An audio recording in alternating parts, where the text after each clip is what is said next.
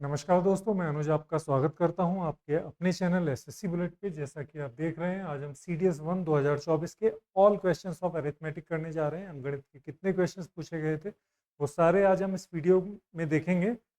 पहले क्वेश्चन के साथ स्टार्ट करते हैं। पहला क्वेश्चन आपसे ये पूछा गया है कि a plus B, B plus C, C plus A का जो रेशियो है वो 5-7-6 है। तो A minus B plus C, A plus B minus C का रेशियो कितना होगा। तो ध्यान दीजिए, जब भी आपको प्लस प्लस सेक्वेंस में ऑर्डर में आपको दो दो दो का सम दिखाई दे, तो इसका मतलब ये है, पहली बात जो आपको समझनी है वो ये कि एक ए आपको दो जगह मिलेगा, बी भी आपको दो जगह मिलेगा और सी भी आपको दो जगह मिलेगा। तो अगर ए आपको दो जगह है तो सबसे पहले मुझे अगर ए बी सी का रेशियो देखना है, ए बी और सी, ए बी सी का अगर रेशियो देखना है तो तरीका ये रहेगा कि ए की वैल्यू पता करने के लिए मैं ये देखूंगा कि ए कहाँ कहाँ है।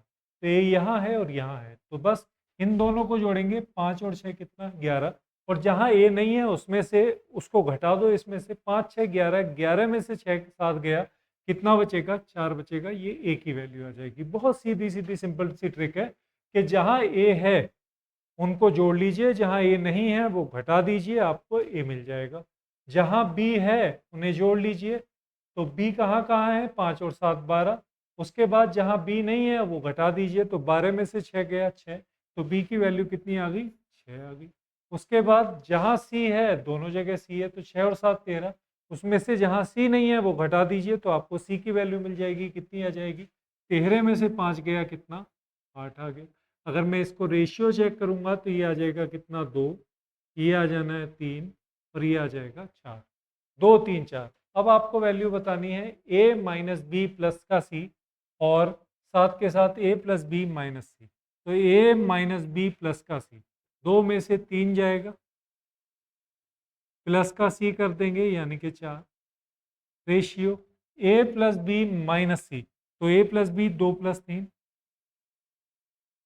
और इसमें से 4 घटा दीजिए। सॉल्व करेंगे तो 2 और 4 6, 6 में से 3 गया, 3 और 2 + 3 5, 5 में से 4 गया, 1। तो 3:1 अपना आंसर हो जाएगा। अगले सवाल की तरफ चलते हैं। क्वेश्चन नंबर 2 ये कहता है कि ए बी सी डी √4, √3, √2 और √1 के रेशियो को रिप्रेजेंट कर रहे हैं। तो आपको बताना है कि ये वैल्यू क्या होगी, -a² + b² + c² + d² upon में ये।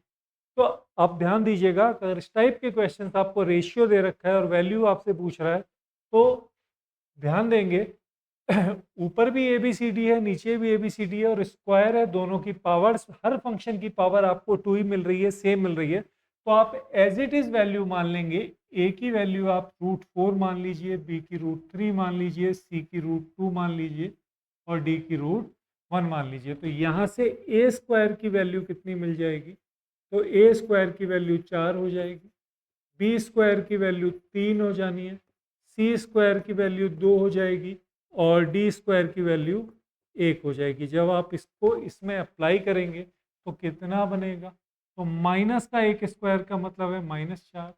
बाकी सारे प्लस के हैं तो प्लस का लिख दीजिए।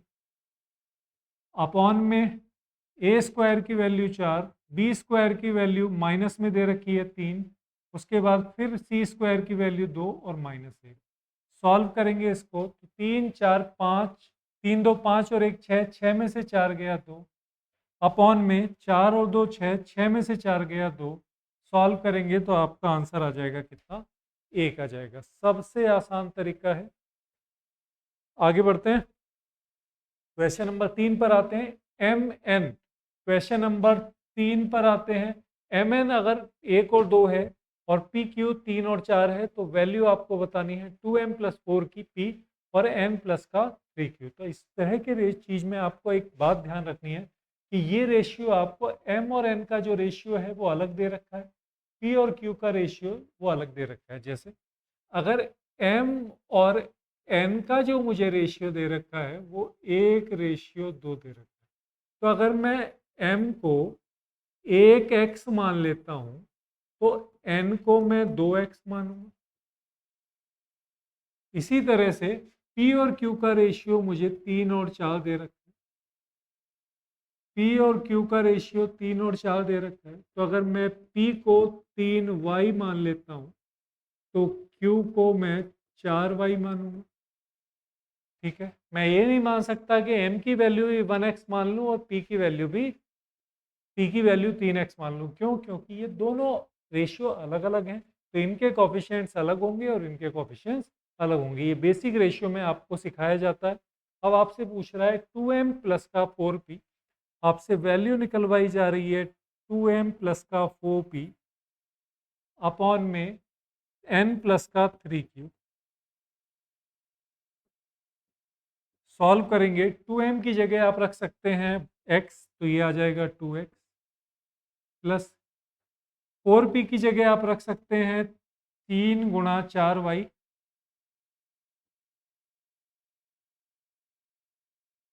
अपॉन में n की जगह आप रख सकते हैं 2x और 3q की जगह रख सकते हैं आप 3 गुणा 4y।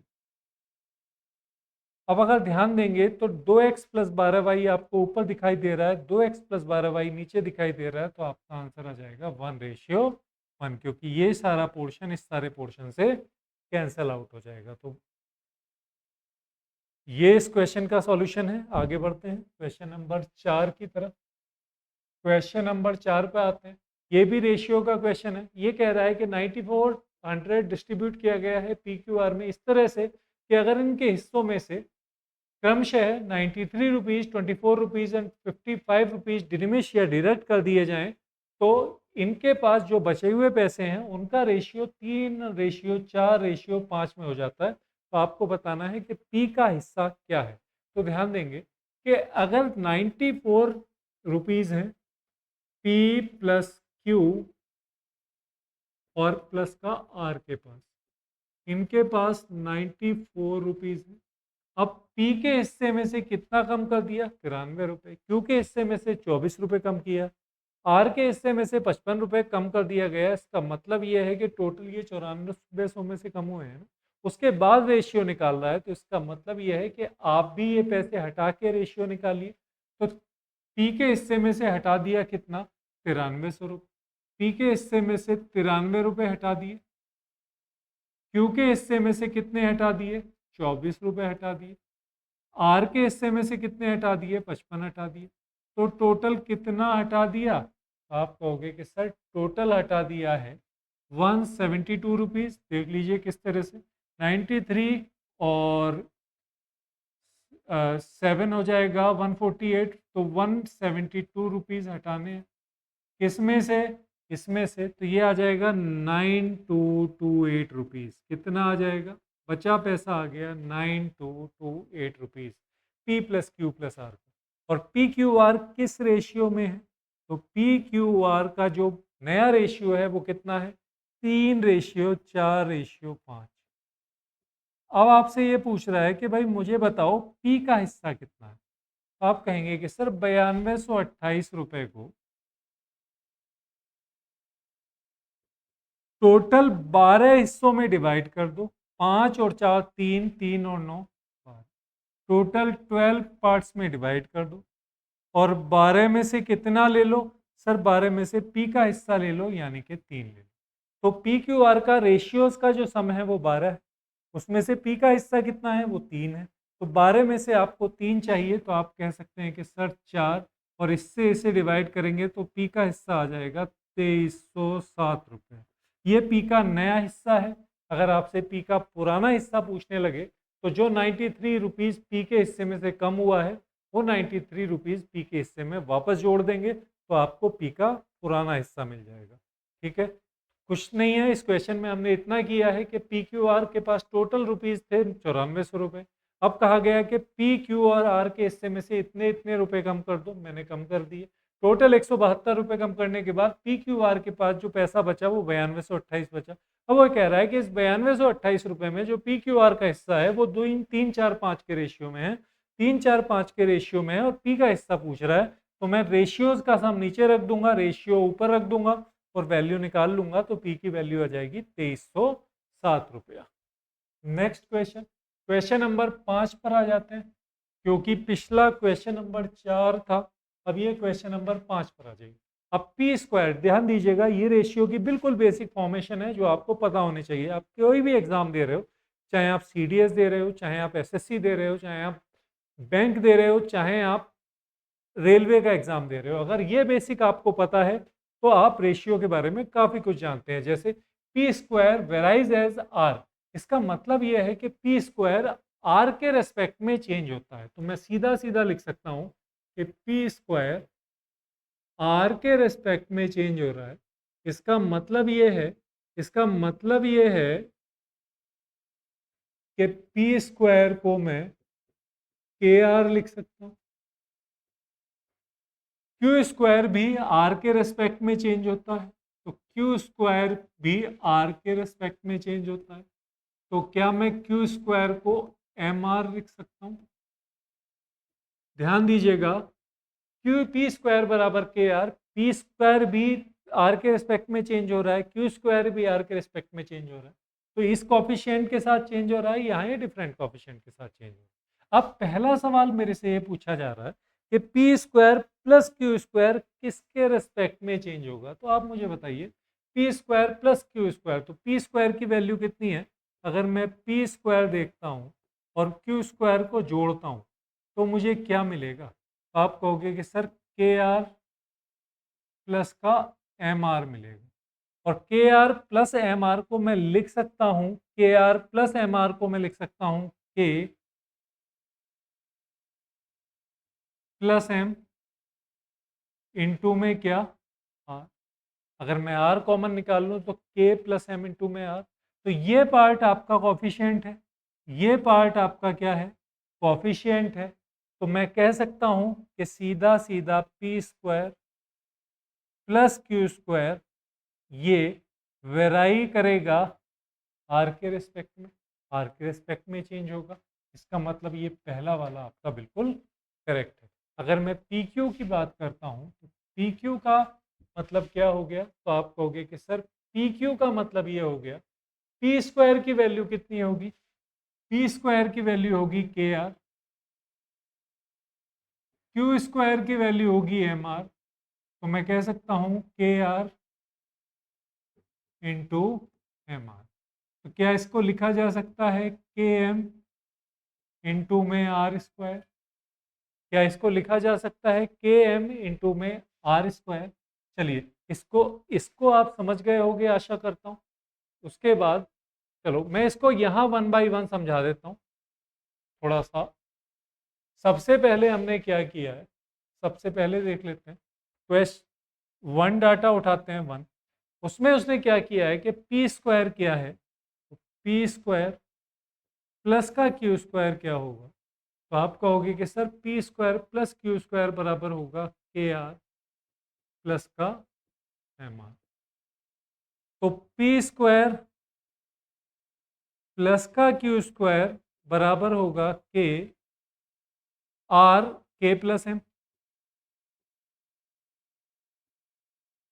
और ये पार्ट अगर आपका कॉफिशिएंट है तो मैं कह सकता हूं कि P square plus Q square vary करेगा आर के रिस्पेक्ट। अच्छा, आप दूसरा सवाल देख, दूसरा सही है या नहीं है वो भी देख लीजिए। पी की वैल्यू और क्यू की वैल्यू की अगर मैं गुणा कर देता हूँ तो मुझे क्या मिलेगा? के आर इंटू में एम आर। ठीक है, पी स्क्वायर और क्यू स्क्वायर की गुणा अगर मैं कर दूं तो ये मिलेगा। तो P square into Q square बराबर क्या आएगा? के एम इंटू में आर स्क्वायर। अच्छा, अगर आपसे पी क्यू की वैल्यू पूछ रहा है तो आप पी क्यू की वैल्यू निकालोगे, आर बाहर आ जाएगा अंडर रूट से, मतलब मैं इससे सीधा रूट में कर सकता हूँ। रूट में के, अंडर रूट में K into M into R square, ये लिखा जा सकता है। पी क्यू बराबर आ गया आर बाहर और के और एम अंदर, ये फिर कॉफिशिएंट पार्ट है। तो मैं कह सकता हूँ कि पी क्यू वेराई करेगा किससे? आर से, सीधी बात है। अच्छा, P square plus Q square की वैल्यू अगर आर के प्लस एम थी, तो यहाँ से मैं ये निकाल सकता हूँ कि P square minus Q square की वैल्यू आर के माइनस एम होगी। ये अगेन कांस्टेंट पार्ट है, तो मैं कह सकता हूँ कि P square minus Q square vary करेगा किससे, आर से वेराई करेगा। तो इसका मतलब ये है कि ये तीनों ही सही है। आशा करता हूँ ये चीज़ आपकी समझ में आ गई होगी। बड़ी बेसिक सी चीज़ है रेशियो का। ये रूल, ये फॉर्मेशन आपको प्रॉपरली पता होना चाहिए, क्योंकि हर एग्जाम में इस टाइप के क्वेश्चंस बन रहे हैं। अब मिक्सचर का एक क्वेश्चन आया। मिक्सचर का एक क्वेश्चन CDS 1 2024 में ये पूछा गया है। क्वेश्चन नंबर आपका 6 हो गया। क्वेश्चन नंबर 6 ये कह रहा है कि स्पिरिट और पानी का जो रेशियो है वो 1 और 4 है। स्पिरिट और वाटर का जो रेशियो है वो कितना है, 1 और 4। अच्छा, दूसरे में 4 और 1 है। पहले में 1 और 4, दूसरे में 4 और 1, और तीसरा जो चाहिए उसको, यानी कि जो फर्स्ट प्लस सेकंड चाहिए, समझ लीजिए एक बॉटल है उसमें 1 और 4 का रेशियो है, दो दूसरी बॉटल है उसमें स्पिरिट और पानी 2 और 4 और 1 के रेशियो में है। बट दोनों बॉटल्स को मिलाकर मिश्रण को किस अनुपात में मिलाया जाए कि नया रेशियो उसको 3, 1 और 3 का चाहिए। तो इसका मतलब यह है कि फर्स्ट और सेकंड को मिलाकर जो नया रेशियो चाहिए वो चाहिए 1:3 का, जिसमें स्पिरिट आपकी 1 होनी चाहिए और वाटर आपका 3 होना चाहिए। तो इस तरह के केस में आप क्या करते हो, बड़ी बेसिक सी चीज़ है कि सबसे पहले ध्यान दीजिए, सबसे पहले दोनों को सेम कर दीजिए, इन तीनों को सेम नंबर पे ले आइए। 1 और 4 5, 1 और 4 और 1 5, और 1 और 3 4। ये 4 है, ये 4 है, ये आपका 5 है, और ये आपका कितना है 5। तो इन्हें क्या बना दिया जाए, इन्हें 20 बना दिया जाए। कितना बना दिया जाए, 20 बना दिया जाए। तो 20 के लिए इसमें कितने से मल्टीप्लाई होगी, इसमें 4 से मल्टीप्लाई करनी पड़ेगी, इसमें 4 से मल्टीप्लाई करने की पड़ेगी, और इसमें 5 से। तो अब आपको करना ये है, अब आपको स्पिरिट और वाटर आप एक तरफ लिख दीजिए और कोई सा भी एक उठा लीजिए। तो आप मुझे बताइए कि अगर स्पिरिट और वाटर आपने देखा, तो अगर 4 से मल्टीप्लाई हो गई तो ये कितना हो गया 4, ये कितना हो गया 16, ये कितना हो गया 16, ये कितना हो गया 4, ये कितना हो गया 5, और ये कितना हो गया 15। अब आप या तो स्पिरिट स्पिरिट की कंपैरिजन कर लीजिए या वाटर वाटर की कंपैरिजन कर लीजिए। तो स्पिरिट पहली बॉटल में, स्पिरिट दूसरी बॉटल में, और स्पिरिट पहली प्लस दूसरी बॉटल में, यानी कि मिक्सचर में। इस तरह की कंपैरिजन आप कर लेंगे तो स्पिरिट पहली बॉटल में कितनी मिल रही है, स्पिरिट पहली बॉटल में है आपकी 4, दूसरी बॉटल में है 16, और मिक्सचर में स्पिरिट कितनी चाहिए 5 चाहिए। बस इसका एलिगेशन कर दो, जो एलिगेशन के बाद रेशियो मिलेगा वो आपको स्पिरिट का रेशियो मिलेगा, दोनों में कितना आ जाएगा 1, और ये कितना, देखो ज़्यादा में से कम घटा देंगे, तो ज़्यादा में से कम घटाएंगे तो ये 11 आ जाएगा, और ये कितना आ जाएगा 1 आ जाएगा। तो ये रेशियो होगा बच्चों स्पिरिट और वाटर का। स्पिरिट और वाटर का जो रेशियो होगा वो 11:1 होगा। किसमें, देखिए स्पिरिट और वाटर का रेशियो नहीं होगा, ये दोनों बॉटल्स को किस रेशियो में मिलाया जाए, दोनों बॉटल के मिश्रण को किस रेशियो में मिलाया जाए कि स्पिरिट और पानी का रेशियो 1 और 3 में आ जाए। तो बेटा दोनों बॉटल्स को आप इस रेशियो में मिलाएं। अच्छा, मैं इसको दूसरे तरीके से भी बता देता हूँ। जैसे ध्यान दीजिए, आपने तीनों को सेम कर लिया, तीनों को सेम करने के बाद पहली बॉटल आपको चाहिए कितना, दूसरी बॉटल आपको चाहिए, और इन दोनों बॉटल्स से आपको क्या बनाना है, इन दोनों बॉटल से आपको मिक्सचर बनाना है। तो बस एलिगेशन कर लीजिए, एलिगेशन के बाद जो रेशियो मिलेगा वही फर्स्ट और सेकंड बॉटल का रेशियो होगा। तो सबसे पहले आपको ये पता होना चाहिए कि पहली बॉटल में कोई एक चीज़ पकड़ लीजिए, जैसे वाटर है तो वाटर पहली बॉटल में 16, दूसरी बॉटल में 4, और तीसरी बॉटल में मिक्सचर में कितना वाटर है, तो आप कहोगे कि सर 15 वाटर। अब ज़्यादा में से कम घटाइए, 16 में से 15 गया 1, और 15 में से 4 गया 11। तो इसका मतलब ये है कि दोनों बॉटल्स को आपको किस रेशियो में मिलाना है, दोनों बॉटल्स को आपको 11:1 में मिलाना है, ताकि आपको रेशियो मिल जाए स्पिरिट और वाटर का 1 और 3। चलिए आगे बढ़ते हैं, क्वेश्चन नंबर 7 पर आते हैं। क्वेश्चन नंबर 7 ये कहता है, एक व्यक्ति ने एक किताब को सूचीबद्ध मूल्य से 3/4 पर खरीदा और उसके मूल्य से 50% अधिक पर बेच दिया, तो लेन देन में लाभ का प्रतिशत क्या है? तो ध्यान देंगे, सबसे पहले अगर 3/4 पर खरीदा है तो 3/4 का मतलब हो गया कि अगर प्राइस, मार्क प्राइस 4 था तो इसका 3/4 यानी कि कोस्ट प्राइस कितना है? 3 है। तो कोस्ट प्राइस आपका 3 हो गया। अच्छा, सेलिंग प्राइस कितना है? इससे 50% ऊपर कर दिया। अगर 50% ऊपर कर देंगे तो 4 का 50% 2 ऐड हो जाएगा। 2 ऐड होने के बाद सेलिंग प्राइस कितना हो गया? 6 हो गया। सेलिंग प्राइस आपका कितना हो गया? 6। तो 3 की चीज अगर 6 में बिक रही है तो कितने का प्रॉफिट हो गया? तो आप कहोगे कि सर 3 का प्रॉफिट हो गया। कितने पर? 3 पर। तो आप कह सकते हो कि प्रॉफिट आ गया कितना? 100% प्रॉफिट। आगे बढ़ते हैं, बहुत आसान सवाल था। वाई वस्तुओं का मूल्य एक्स वस्तुओं के लागत मूल्य एक्स वस्तुओं के बिक्री मूल्य के बराबर है। वाई का सीपी बराबर है एक्स के एसपी के। वाई का सीपी बराबर है एक्स के एसपी के। तो सीपी और एसपी का रेशियो कितना हो जाएगा? सीपी और एसपी का जो रेशियो हो जाएगा वो एक्स और वाई हो जाएगा। यानी कि अगर कोस्ट एक्स है तो सेलिंग प्राइस कितना है? वाई है। चलिए, तो अब आपसे पूछ रहा है कि एक्स और वाई का जो रेशियो है वो 5 और 4 है। यदि एक्स और वाई, इसे वाई कर लीजिए, एक्स और वाई का जो रेशियो है वो 5 और 4 है, तो प्रॉफिट परसेंटेज कितना होगा? ध्यान देंगे, एक्स और वाई का जो रेशियो है, वाई का लागत मूल्य एक्स के सेलिंग प्राइस के बराबर है, तो कॉस्ट और सेलिंग प्राइस का रेशियो इतना आ जाएगा, तो एक्स और वाई का रेशियो प्रॉफिट परसेंटेज कितना होगा? एक्स और वाई का जो रेशियो है वो 5 और 4 है।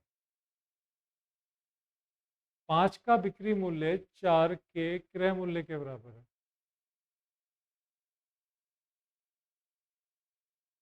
तो इस तरह इसमें ध्यान दीजिए, अगर x आप 5 मानेंगे और y आप 4 मानेंगे, तो 5 की चीज़ अगर 4 में जा रही है तो एक होगा कम। तो एक कम होगा तो इसका मतलब अगर आपको लॉस परसेंटेज निकालनी है तो लॉस परसेंटेज कितनी निकलेगी? 5 पर 1 का लॉस होगा तो लॉस परसेंटेज आ जाएगा कितना? 20% लॉस आ जाएगा। तो अगर ये 5 और 4 क्वेश्चन सही लिखा हुआ है तो 20% आपका क्या होगा? लॉस होगा। चलिए आगे बढ़ते हैं, नेक्स्ट क्वेश्चन पर आइए। साधारण ब्याज पर निवेश की गई कोई धनराशि 8 वर्षों में हो जाती है 3 गुनी और 20 वर्षों में हो जाती है n गुनी, तो n का मान क्या है? तो इस टाइप के क्वेश्चंस में आपको सेकंड नहीं लगाना। क्वेश्चन करने का तरीका ये होगा कि 8 वर्षों में 3 गुनी हो रही है। ध्यान दीजिए, अगर प्रिंसिपल एक है और अमाउंट आपका 3 हो रहा है, तो बता सकते हैं इसमें इंटरेस्ट कितना मिलेगा? तो आप कहोगे कि सर इसमें जो इंटरेस्ट मिलेगा वो मिलेगा 3 - 1, यानी कि प्रिंसिपल में से आप क्या घटा दीजिए? प्रिंसिपल में से आप इंटरेस्ट, प्रिंसिपल में से अमाउंट में से आप प्रिंसिपल घटा दीजिए, मिश्र धन में से मूलधन घटा दीजिए। अच्छा, अगर मैं आपसे ये कहूँ कि एक से चीज़ें एन हो रही है तो आपका इंटरेस्ट कितना आएगा? तो आप कहोगे कि सर अमाउंट में से प्रिंसिपल घटा दीजिए n-1। तो इसका मतलब हम इस बात को समझ गए कि अगर कोई धनराशि 3 गुना हो रही है तो इसका मतलब 1 पर 2 ब्याज मिल रहा है। अगर वो n गुना हो रही है तो n-1 ब्याज मिल रहा है। तो हमें सीधा सीधा करना है इस तरह के केस में वो ये कि 20 वर्षों में अगर n गुना हो रही है, 20 वर्षों में n गुना हो रही है और 8 वर्षों में 3 गुना हो रही है, तो 8 वर्षों में 3 गुना हो रही है, तो नंबर ऑफ ईयर्स और मिलने वाला इंटरेस्ट। ध्यान दीजिए, अगर 3 गुना हो रही है तो इंटरेस्ट कितना होगा? 2 मिलेगा। अच्छा, 20 वर्षों में कितना है? अगर n गुना हो रही है तो मिलने वाला इंटरेस्ट कितना होगा? n-1 होगा। बराबर कर लीजिए।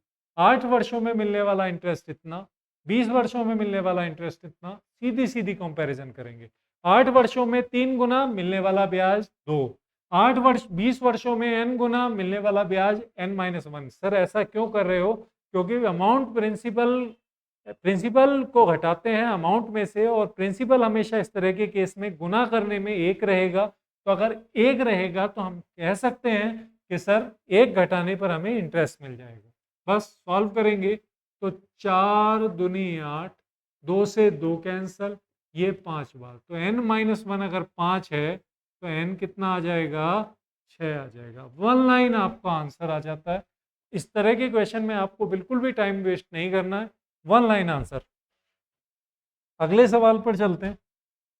अगला सवाल यह है कि 3 वर्षों के अंतराल अंत में 10,000 रुपए की राशि पर 10% चक्रवृद्धि ब्याज पर x रुपये ब्याज होगा, और 3 वर्ष में 11% की वार्षिक पर साधारण ब्याज होगा y रुपए। तो x और y में क्या अंतर है? तो 1,000 रुपए में 3 वर्ष में कितना चक्रवृद्धि ब्याज मिलेगा? 10% रेट पर। तो अपना तरीका ये है, 10% करेंगे कितना हो जाएगा? 100।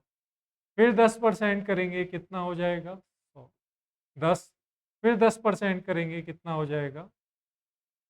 हमें पता है इसमें 3 की गुणा करेंगे 3 बार कैलकुलेट होगा, ये 3 बार और ये 1 बार।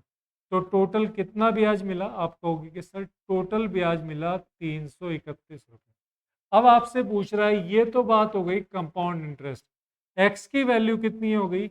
एक्स की वैल्यू 331 रुपये हो गई। अब वाई की वैल्यू यानी कि सिंपल इंटरेस्ट निकाल रहे हैं। सिंपल इंटरेस्ट किस पर निकाल रहे हैं? 1,000 रुपये। 1,000 रुपये पर सिंपल इंटरेस्ट निकालना है। कितने रेट पर? 11% रेट पर। कितने साल के लिए? 3 साल के लिए। अपॉन में कितना? 100। तो सिंपल इंटरेस्ट आ जाएगा 330। ये वैल्यू हो गई किसकी? वाई की। ये वैल्यू वाई की, तो एक्स और वाई के बीच में डिफरेंस कितना आ जाएगा? 1 रुपये आ जाएगा। एक्स और वाई के बीच में डिफरेंस 1 रुपये आ जाना है। आगे बढ़ते हैं। यदि ब्याज की दर 5% है तो 3 वर्ष बाद 10,000 रुपये पर चक्रवृद्धि ब्याज और साधारण ब्याज के बीच में अंतर कितना होगा? ध्यान दीजिए, अगर आपको रेट ऑफ इंटरेस्ट दे रखा है और पैसे दे रखे हैं, और सीधा सीधा एक बड़ा बेसिक सा रूल मैं आपको बता देता हूँ कि 10,000 रुपये है, 10,000 रुपये पर आपको 5% रेट है, तो इसको 3 साल की बात है तो 3 बार 5% करते चले जाइए। 5% 500 हो गए, फिर 5% करेंगे 25 हो जाएगा, इसका फिर 5% करेंगे तो 10% 2.5, तो 5% 1.25। अब आपको ध्यान देंगे, अगर इसमें 3 से गुणा करते हैं, ये 3 से गुणा, बेटा ये आपका सिंपल इंटरेस्ट है, ये आपका सिंपल इंटरेस्ट होता है। इसमें भी 3 से गुणा होगी और इसमें भी 1 से गुणा। ये टोटल आपका कंपाउंड इंटरेस्ट होता है, और ये जो होता है वो आपका सी आई माइनस का एस आई होता है। Simple interest minus compound interest, तो 25 दिया 75, 75 प्लस का 1.25, 75 प्लस का 1.25 सॉल्व करेंगे तो आ जाएगा 76.25। ये आपका आंसर हो जाता है। तो इस तरह से आप सिंपल इंटरेस्ट और कंपाउंड इंटरेस्ट के बीच का अंतर, चाहे वो 2 साल का हो चाहे वो 3 साल का हो, बड़े आराम से निकाल सकते हैं। चलिए आगे बढ़ते हैं। अगला सवाल, 225 की पावर 40 है, इसके 100वें स्थान पर कौन सा अंक आएगा? देखिए, इससे आपसे वो सैकड़े के स्थान पर अंक पूछ रहा है, आपसे वो दहाई के स्थान पर भी अंक पूछ सकता है, और आपसे वो इकाई के स्थान पर भी अंक पूछ सकता है। तो 3 तरह के क्वेश्चंस इसमें मिलते हैं, एक तो इकाई के अंक पर, दहाई के अंक पर, और ये अपने आप में इस बार पहला एग्जाम्पल है कि सैकड़े के स्थान पर भी अंक पूछ रहा है। तो इसका तरीका ये है कि अगर आपको इकाई का अंक देखना है तो आप ये देखेंगे, दहाई का अंक देखना है तो आप सीधे सीधे 10 से डिवाइड करते हैं, जो रिमाइंडर आता है वो आपका इकाई का दहाई का अंक हो जाता है। तो इस तरह के केस में क्या करेंगे? इस तरह के केस में आप करेंगे, अगर आपको सैकड़े का अंक देखना है तो सैकड़े का मतलब है 1, 2 और 3, ये अंक आपको देखना है कि सैकड़े के स्थान पर कौन सा अंक आएगा। तो आप करना आपको कुछ नहीं है, आपको नंबर को 1000 से, अगर आपको तीसरे स्थान का अंक पूछ रहा है तो 3 जीरो से डिवाइड कर दीजिए, तो 225 की पावर 40 को मैं करूँगा क्या, 225 की पावर 40। देखिए इकाई के अंक के लिए मैं 10 से डिवाइड करता हूँ, दहाई के अंक के लिए मैं 100 से डिवाइड करूँगा, जो रिमाइंडर आएगा वो मेरा दहाई का अंक होगा। सैकड़े के अंक के लिए मैं हमेशा 1000 से डिवाइड करूँगा, जो भी रिमाइंडर आएगा वो मेरा सैकड़े का अंक होगा। तो इसको डिवाइड कर देंगे 1000 से, और 1000 से डिवाइड करने के बाद 1000 से डिवाइड करने के बाद जो भी मेरा रिमाइंडर आएगा, रिमाइंडर यानी कि शेषफल, रिमाइंडर ही मेरा क्या होगा, आंसर होगा। चलिए तो 1000 से इसको डिवाइड करते हैं। 1000 से कैसे डिवाइड किया जाएगा?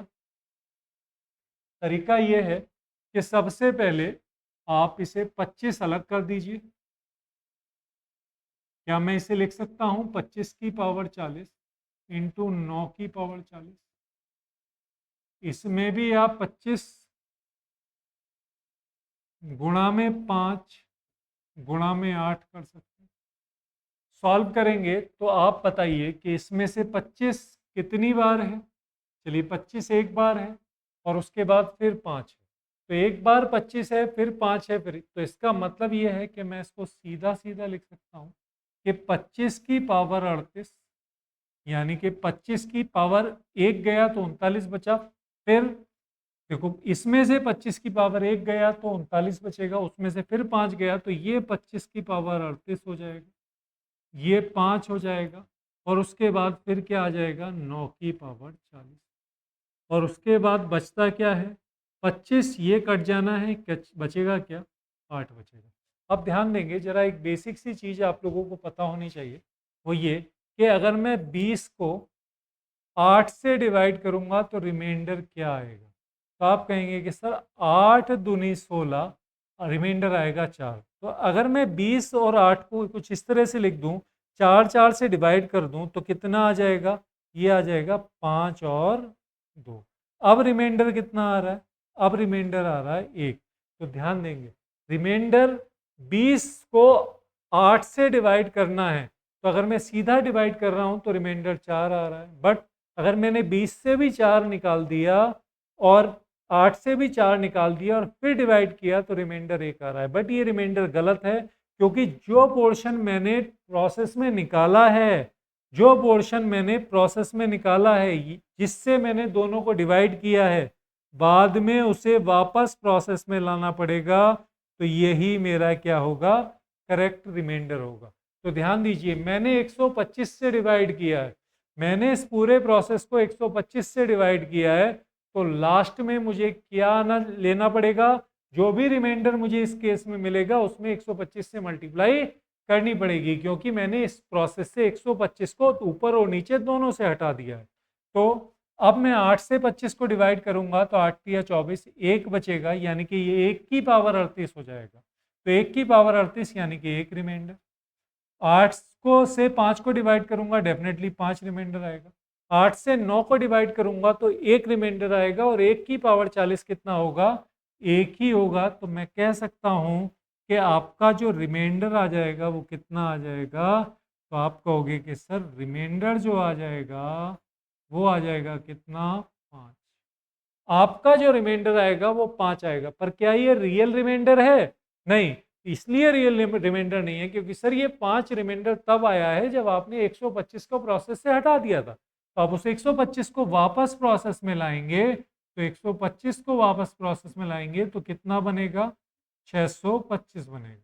अच्छा, इसका मतलब ये है कि इसके इस प्रोसेस के 225 की पावर 40 के लास्ट के जो 3 अंक होंगे वो 625 होंगे, और आपसे इकाई अंक ये आ गया, दहाई ये आ गया, सैकड़ा ये आ गया, तो मैं कह सकता हूं कि सैकड़े वाला 6 ही मेरा आंसर होगा। दोबारा समझ लीजिए, मैंने किया ये कि 225 की पावर 40 को 1000 से डिवाइड किया, 1000 से डिवाइड करेंगे तो 1000 से डिवाइड करने के बाद मैंने इसमें से 125 हटा दिया और ऊपर से भी 125 हटा दिया। जब ऊपर से 125 हटाऊंगा तो ये 25 की पावर 38 इंटू 5 रह जाएगा और 9 की पावर 40 रह जाएगा। सर ये 9 कहाँ से आया, इस 225 को मैं लिख सकता हूँ 25 इंटू 9, इसकी पावर कितना, 40। तो 25 की पावर 40 अलग, 9 की पावर 40 अलग।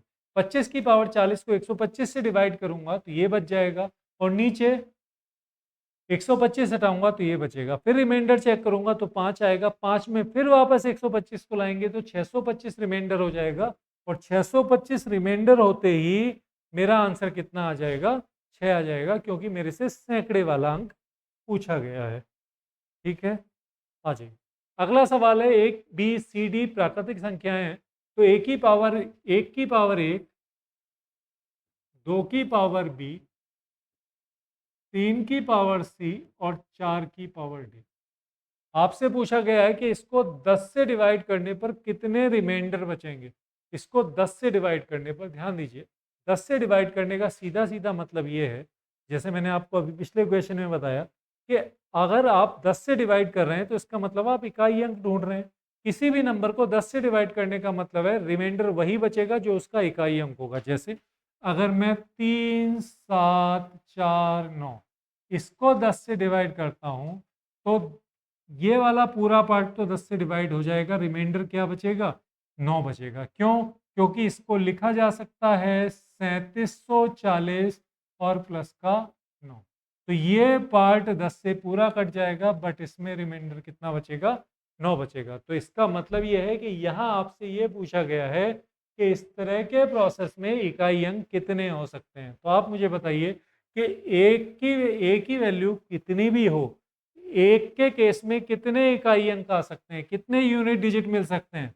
तो एक के केस में एक की पावर चाहे 1 हो, 2 हो, 3 हो, तो एक के केस में मुझे सिर्फ एक। उसके बाद आप मुझे बताइए कि किसी भी नंबर की पावर जो है वो कहाँ तक चेंज होती है। सर 4 पावर तक चेंज होती है, फिर वैसी हो जाती है। तो 2 की पावर 1 पर आपको क्या मिलेगा, 2, 2 की पावर 2 पर 4, 2 की पावर 3 पर 8, 2 की पावर 4 पर 6, उसके बाद फिर 2 की पावर 5 पर फिर से 2 मिल जाएगा, प्रोसेस रिवर्स हो जाएगा। तो इसका मतलब 2 के केस में ये 4 पॉसिबिलिटी आपके पास है। 3 के केस में या तो 3 की पावर 1 3, 3 की पावर 2 9, 3 की पावर 3 7 और 3 की पावर 4 1। उसके बाद फिर प्रोसेस रिवर्स हो जाएगा। मतलब ये सिर्फ 4 पॉसिबिलिटी हैं, और 4 के केस में ऑड पर 4 यूनिट डिजिट मिलेगा और इवन पर 6 मिलेगा। तो 4 के केस में सिर्फ ये 2 पॉसिबिलिटी हैं। अब आप मुझे बताइए कि कितने संभावित शेष बचेंगे। तो आप बताओ कि अब अगर मैं इसकी पॉसिबिलिटी चेक करता हूं तो 1 2 3, 3 और 3 6 और 4 10, तो एक तो ज़ीरो आ जाएगा। उसके बाद 2 के बाद मैं यहाँ चला जाऊँ और यहाँ चला जाऊँ, फिर तो 1 और 2 3 और 9 12, 12 और 4 16, 6 आ जाएगा। उसके बाद फिर यहाँ चला जाता हूँ तो 2 3 और 9 12, 12 और 6 18, ये आ जाएगा। उसके बाद 1 और 4 5, 1 और 4 5, 5 और 3 8, 8 और 4 कितना 12, ये आ जाएगा 2। 1 और 4 5, 5 और 9 14, 14 और 4 18, चलो ठीक है हो चुका। 1 और 4 5, 5 और 9 14, 14 और 6 20 हो गया। 1 और 4 7, 7 और 6 13, 1 और 4 5, 5 7 12, 12 और 6 18, ये भी हो गया। 1 और 8 9, 9 और 7 16, 16 और 4 20, 1 और 6 7, 7 और 1 8, 8 और 4 12, तो 2 8 6, क्या इसमें 4 नहीं आ रहा? चलो एक बार चेक कर लेते हैं। 1 और 6 7, 7 और 1 8, 8 और 6 14, 4 भी आ रहा है। अब क्या कोई और पॉसिबिलिटी चेक करेंगे?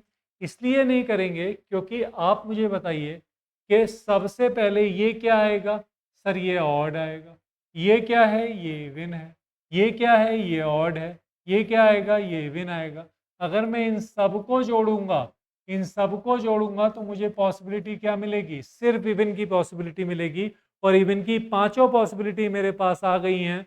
तो मैं कह सकता हूं कि ये 5 पॉसिबिलिटी मेरा आंसर होंगी। तो यूपीएससी के क्वेश्चन में या इस टाइप के किसी भी क्वेश्चन में आप किसी भी भ्रम में ना पड़े, प्रॉपरली चेक करके देख लें, क्योंकि एक क्वेश्चन आपका निगेटिव मार्किंग भी दे सकता है और आपको पॉजिटिव मार्किंग भी दे सकता है। मतलब आपके हुए हुए नंबर भी काट लेगा, और अगर आप सही करके आ रहे हैं तो आपको नंबर देगा। तो be careful when you attempt such type of questions.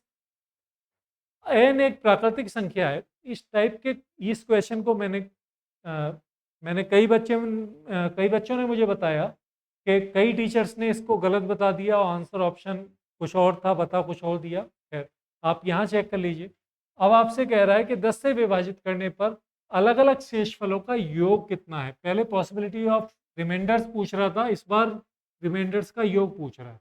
तो 4 की पावर n प्लस का 6 की पावर n प्लस का 9 की पावर n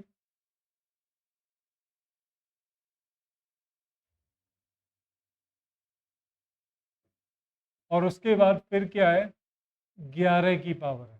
अब n की वैल्यू क्या क्या हो सकती है, तो n की वैल्यू कुछ भी हो, बट इनकी वैल्यू 4 से ज़्यादा नहीं हो सकती। मतलब जैसे सबसे पहले 4 की पावर कुछ भी हो तो पॉसिबिलिटी या तो 4 आएगी या 6 आएगी। 6 की पावर कुछ भी हो पॉसिबिलिटी 6 रहेगी। 9 की पावर अगर ऑड है तो 9 यूनिट डिजिट आएगा, और अगर इवन है तो 1 आएगा। तो आप 1 और 9 लिख सकते हैं। 11 है तो लास्ट में 1 है तो 1 ही आएगा। अब आप इनको जोड़कर देख लीजिए कि कितनी पॉसिबिलिटी आपकी बन रही है। तो 4 और 6 10, 10 और 1 11, 11 और 1 कितना 12। इसका मतलब 2 आपका आंसर हो सकता है। ठीक है, आ जाइए। चलिए, उसके बाद फिर क्या आएगा, 4 और 6 10, 10 और 9 19, 19 और 1 कितना 20, तो 0 हो सकता है। उसके बाद 6 और 6 12, 12 और 1 13, 13 और 1 14, 4 हो सकता है। उसके बाद क्या आएगा, 4 और 6 और 6 12, 12 और 9 21, 21 और 1 22, ये आपका 2 आ गया। उसके बाद 6, 6 और 9 15, 6 और उसके बाद क्या आएगा, 2 0 और 4। और कोई पॉसिबिलिटी इसमें है? और कोई पॉसिबिलिटी इसमें नहीं है। तो इसका मतलब 2 0 और 4, ये तीन आपको यूनिट डिजिट्स मिल रहे हैं। ये तीन आपको यूनिट डिजिट्स मिल रहे हैं। इसका मतलब ये है कि रिमाइंडर्स भी यही तीन मिलेंगे, या तो 2 मिलेगा या 0 मिलेगा या 4 मिलेगा। अगर मैं इन तीनों को जोड़ता हूं तो आपका आंसर कितना आ जाएगा, 6 आ जाएगा। तो 2 और 4 6 प्लस 0 6 आपका आंसर आ जाता है। तो बहुत प्यारा क्वेश्चन है। आगे बढ़ते हैं। अगर ये नंबर दे रखा है 1 2 3 4, ये आपका जा रहा है लास्ट तक और आपसे 16 से डिवाइड करने को कह रहा है, और आपसे रिमाइंडर पूछ रहा है, रिमाइंडर क्या होगा। तो 16 से डिवाइड करने का वो ये है कि अगर आप 2 से डिवाइड करते हैं, 2 की पावर 1 से, तो लास्ट 1 डिजिट चेक कर लीजिए। अगर आप 2 की पावर 2 से डिवाइड करना चाहते हैं तो लास्ट 2 डिजिट चेक कर लो। अगर आप 2 की पावर 4 यानी कि 16 से डिवाइड करके डिविजिबिलिटी चेक करना चाहते हैं तो आप क्या कर लेंगे, लास्ट 4 डिजिट चेक करेंगे। तो लास्ट 4 डिजिट का मतलब ये 9100, तो 9100 को 16 से डिवाइड कर दीजिए, कितना रिमाइंडर आएगा, 16 पंजे 80, कितना बचा, 11 बचा।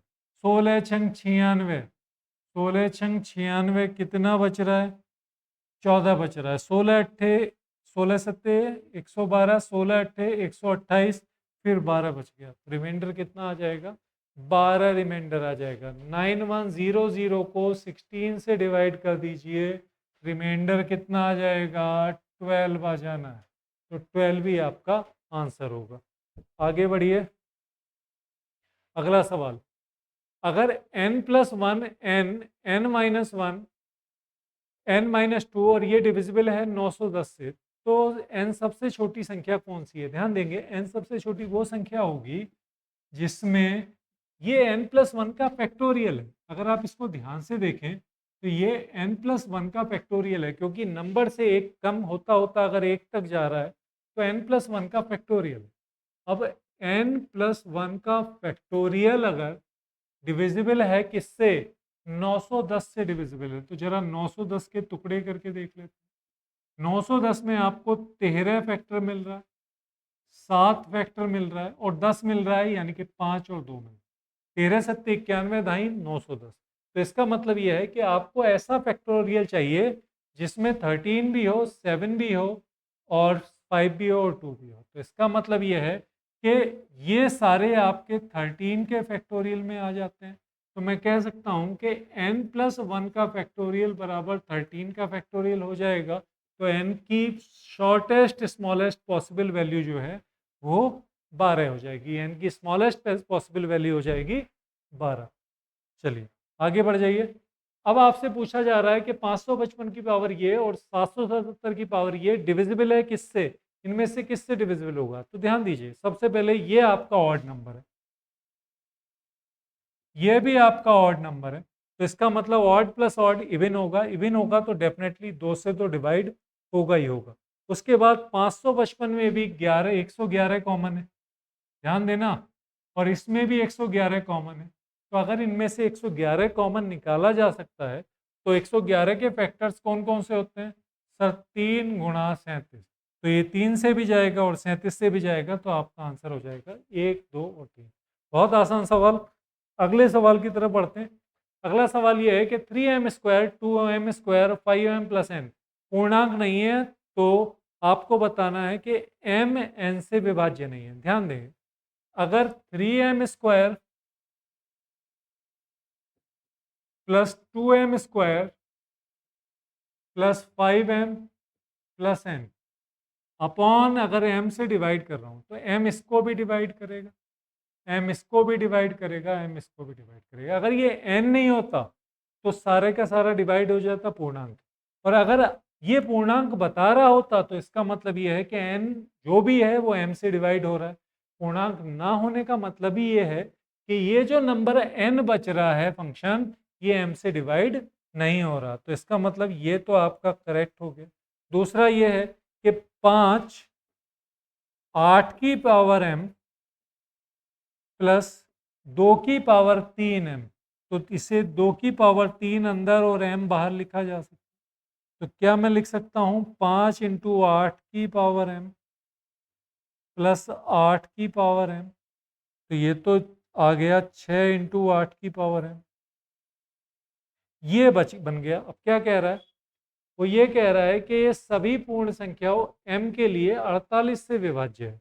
ये 48 से इसलिए विभाज्य होगा, पूर्ण संख्याओं का मतलब है सबसे पहले whole numbers m। Whole numbers m का मतलब है कि 1 2 3 यहाँ से शुरू होंगे, 0 इंक्लूड नहीं होगा। तो अगर 1 भी है, अगर हम सबसे छोटा नंबर भी रखते हैं तो 8 और 6 दोनों से डिवाइड होगा, मतलब 8 गुणा 6 बन जाएगा या 6 गुणा 8 बन जाएगा। तो 48 से तो डेफिनेटली डिवाइड होगा। तो ये आपका आंसर 2 हो जाएगा। इसका मतलब ये भी करेक्ट है, तो 1 और 2 दोनों आपके करेक्ट हैं। समझ गए बात? बहुत बढ़िया। नेक्स्ट पर आ जाते हैं। नेक्स्ट आपका ये है, अब आपके टाइम एंड वर्क का क्वेश्चन स्टार्ट हो गया। ए बी सी डी हैं, 4 लोग हैं, एक काम को कम क्रमशः ए, ये पुराना तरीका अपना, 3 6 9 और 12 घंटों में कर सकते। तो सबसे पहले मेरे से रुका नहीं जा रहा, मैं काम देख लेता हूँ टोटल काम कितना होगा। तो इनका एलसीएम ले लेंगे तो टोटल वर्क कितना आ गया, तो टोटल वर्क अपना आ जाएगा 36। कुल कार्य मैंने 36 मान लिया। अगर कुल कार्य 36 है तो इसका मतलब ये हो गया कि एक दिन में 12 काम कर रहा है, ये 6 काम कर रहा है। अगर ये 9 दिन में 36 काम कर रहा है तो एक दिन का काम 4 है। और अगर ये 12 दिन में 36 काम कर रहा है तो इसका एक दिन का काम कितना है, 3 है। तो ए बी सी डी का एक दिन का काम, आप कह सकते हो कि सर पर डे का काम ये इनका हो गया। अब आपसे कहा जा रहा है पर डे या पर आवर, ये टोटल पर आवर का काम हो गया। अब आपसे कहा जा रहा है कि एक घंटे में केवल एक ही व्यक्ति काम करेगा, कोई भी लगातार 2 घंटे काम नहीं कर सकता, सभी को शामिल करना भी जरूरी नहीं है। तो काम कम से कम समय में निपटाना है। तो आप कहोगे कि सर अगर कम से कम समय में निपटाना है तो सबसे पहले मैं 2 सबसे ज़्यादा काम करने वाले व्यक्तियों को उठा लूँगा। तो 2 सबसे ज़्यादा काम करने वाले व्यक्ति कौन कौन से हैं सर? एक ए है और एक बी है।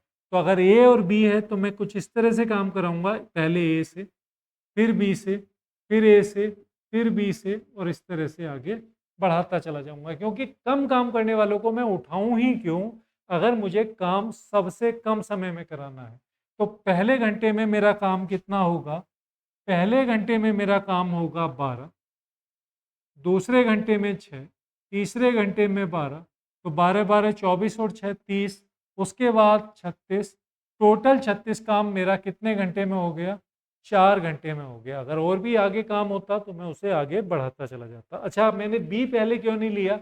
ए पहले इसलिए लिया क्योंकि सबसे ज़्यादा काम करने वाला अगर ए है तो सबसे पहले मैं उठाऊंगा भी उसे ही काम करने के लिए।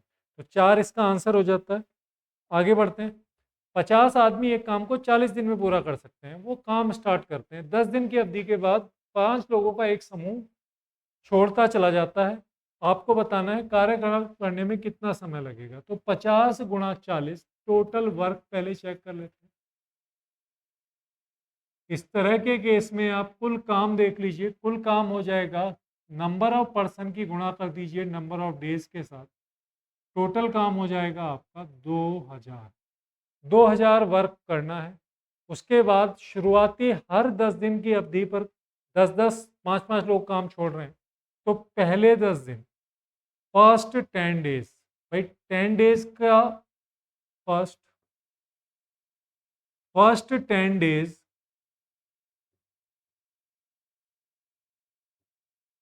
कितना काम होगा? तो आप कहोगे कि सर 50 आदमी 10 दिन काम करेंगे, टोटल काम होगा 500। उसके बाद दूसरे 10 दिन, सर इस बार 45 आदमी 10 दिन काम कर रहे हैं तो 450 काम होगा। तीसरे वाले 10 डेज के टाइम में 40 लोग, फिर 5 लोग चले गए, फिर यही 10 दिन काम करेंगे, 400 काम होगा। उसके बाद फोर्थ 10 दिन के चौथे पीरियड में 35 लोग काम करेंगे। कितने दिन? 10 दिन। कितना काम होगा? 350 काम होगा। जरा चेक कर लेते हैं। 500 और 400 900, 900 और 400 1300, 1300 और 400 कितना है? 1700। ध्यान दीजिए, 500 और 400 900 और 400 1300, 1300 और 300 1600। तो अब तक टोटल 1700 काम हो चुका है। अब आपको कितना काम कराना है? 300 काम कराना है। तो 5वें समय में 30 लोग 10 दिन काम करेंगे। क्या बात है, कोई कैलकुलेशन नहीं, कुछ 300 काम हो जाएगा। 1700 प्लस 300 टोटल काम कितना हो गया? अच्छा, 2000 काम के लिए हमें कितना? पूरे 5 दिन, पूरा 5 सेक्शन चाहिए 10-10 दिन के। तो मैं कह सकता हूँ कि केवल 50 दिन में मेरा काम पूरा हो जाएगा। आगे बढ़ते हैं। एक्स पुरुषों द्वारा एक्स प्लस 1 दिनों में किया गया कार्य एक्स पुरुषों द्वारा, हमें पता है एक फार्मूला मेरा बनता है M1 into D1 is equal to M2 into D2। तो M1 कितने हैं? एक्स, एक्स लोग एक्स प्लस 1 दिन में कितना काम कर रहे हैं? एक्स प्लस 5 लोगों द्वारा एक्स माइनस 2 दिन में किए गए काम के बराबर। ध्यान दीजिए, इस टाइप के क्वेश्चंस में आप कुछ भी करने की जरूरत नहीं है। ऑप्शन उठाओ, ऑप्शन देखो। 5 होगा तो 5 छंग 30, 5 5 10, 5 में से 2 गया 3, तो ये 5 ही आपका आंसर हो गया। एक बार 6 पे क्रॉस चेक कर लेते हैं। अगर इसे मैं 6 मानता हूँ तो ये आ जाएगा 7, तो 6 सत्ते 42। उसके बाद 6 और 5 11, और 6 में से 2 गया 4, तो 44। तो इसका मतलब ये आपका क्रॉस हो जाता है। तो इस तरह के क्वेश्चंस में आप ऑप्शन से एक्स की वैल्यू उठाइए, रखिए, आपका आंसर आपके सामने आ जाएगा। Next question. पी संख्या के पुरुष किसी कार्य को क्यू दिन में पूरा कर सकते हैं? यदि पुरुष 50% अधिक हैं तो काम 12 दिन पहले खत्म हो जाएगा। ध्यान दीजिए, पुरुष आपका 50% अधिक है। 50% का मतलब है कि अगर पहले 100 थे, इफिशियंसी पहले 100 थी, या नंबर ऑफ पर्सन पहले 100 थी, तो कितनी होगी? 150 होगी। तो मैं कह सकता हूं कि अगर चीज 2 थी तो कितनी हो जाएगी? अब कितनी हो जाएगी, 3 हो जाएगी। तो हमें पता है कि एफिशिएंसी अगर 2 से 3 हो गई तो लगने वाला टाइम क्या हो जाएगा, लगने वाला टाइम 3 से 2 हो जाएगा। कितना कम हुआ, 1 कम हुआ। 1 बराबर कितना सर, 12 डेज। 1 बराबर 12 डेज। आपसे कहा जा रहा है कि अगर 50% पुरुष ज़्यादा हो गए तो काम 12 दिन पहले खत्म हो जाएगा। मतलब एफिशिएंसी अगर 2 से 3 हो गई तो टाइम 3 से 2 हो जाएगा। टाइम 3 से 2 हो जाएगा तो एक दिन 1 यूनिट टाइम कम होगा। अगर 1 यूनिट 12 के बराबर है, अगर 1 यूनिट 12 के बराबर है तो मैं कह सकता हूं कि पहली स्थिति में काम 36 दिन में हो रहा होगा। क्यों सर, 1 की वैल्यू 12 तो 3 की वैल्यू कितनी, 36। तो पहले 36 दिन में काम पूरा हो रहा होगा। आ जाइए, इसका आंसर भी मैं लगा देता हूँ 36 दिन। आगे बढ़ेंगे। 2 ट्रेनें हैं। अब टाइम एंड स्पीड का क्वेश्चन आ जाता है। टाइम एंड स्पीड का क्वेश्चन ये है कि 2 ट्रेनें ए और बी एक ही दिन सुबह 7 और 7:50 पर दिल्ली से हैदराबाद के लिए रवाना होती हैं और इनकी स्पीड है 80 और 100 किलोमीटर पर घंटा। दिल्ली से कितने किलोमीटर के बाद ये दोनों ट्रेन एक साथ होंगी। तो 7 बजे कौन सी ट्रेन चलती है, 7 बजे चलती है ए, और 7:50 पे कौन सी चलती है, 7:50 पर बी चलती है। 7:50 पर बी चलती है और ए चलती है 80 की स्पीड से और बी चलती है 100 की स्पीड से। तो ए बी से कितने मिनट पहले चली हुई है, 50 मिनट पहले चली हुई है। तो आप मुझे बताइए कि 50 मिनट में ए कितना चलेगी, ए 50 मिनट में कितना चलेगी। तो आप कहोगे कि सर जो ट्रेन 80 की स्पीड से जा रही है, जो ट्रेन 80 की स्पीड से जा रही है वो 50 मिनट में 50/60 यानी कि ये किलोमीटर चलेगी। तो कहा जा सकता है कि 200/3 किलोमीटर चलेगी। कितना चलेगी, 200/3 किलोमीटर। तो ये 50 मिनट में 7:50 तक ये 200/3 किलोमीटर चल चुकी है। 7:50 AM पर, 7:50 AM पर ये 200/3 किलोमीटर चल चुकी है। अब ये चलेगी 80 की स्पीड से, 7:50 से ये चल रही है 100 की स्पीड से। तो कितनी स्पीड से पकड़ेगी इसको, तो आप कहोगे कि सर ये चल रही है 80 की स्पीड से, वो चल रही है कितने की स्पीड से, 100 की स्पीड से। तो ध्यान दीजिए, ए की स्पीड और बी की स्पीड के बीच में रेशियो कितना, सर ए की स्पीड अगर 4 है तो बी की स्पीड कितनी है, 5 है। दोबारा समझ लीजिए, अगर ए की स्पीड और बी की स्पीड, ए की स्पीड 80 है तो इसके रिस्पेक्ट में बी की स्पीड कितनी, 100। तो ए की स्पीड 4 तो बी की स्पीड 5।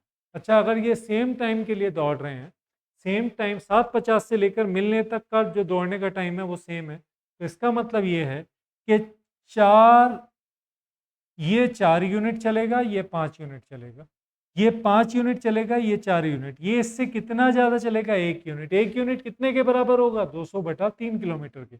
1 यूनिट 200/3 किलोमीटर के बराबर होगा।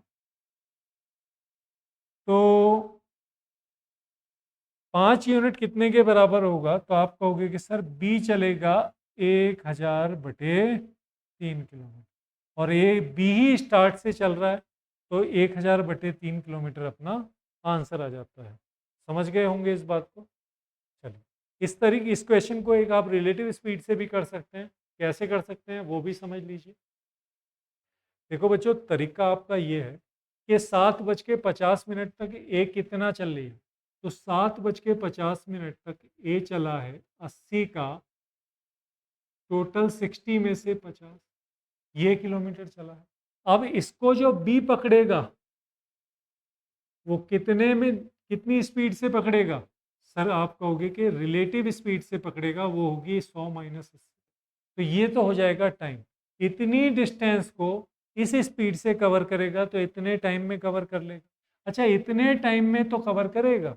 अब इतने टाइम में कवर करने के लिए वो दौड़ेगा कितना, उससे कहा है कि कितने किलोमीटर के बाद दोनों साथ मिलेंगी। तो मैं ये कह सकता हूँ कि सर सबसे पहले मैंने ए को चलाया 50 मिनट, ए इतना चला। अब ए और बी जब दोनों साथ चल रहे हैं तो बी ए के रेस्पेक्ट में अपनी रिलेटिव स्पीड से इसको पकड़ेगा। तो मैंने एक जो डिस्टेंस ए ने कवर कर रखी है उसको रिलेटिव स्पीड से जब डिवाइड किया तो मुझे वो टाइम मिल गया जिसमें जितने में बी ए को पकड़ लेगा।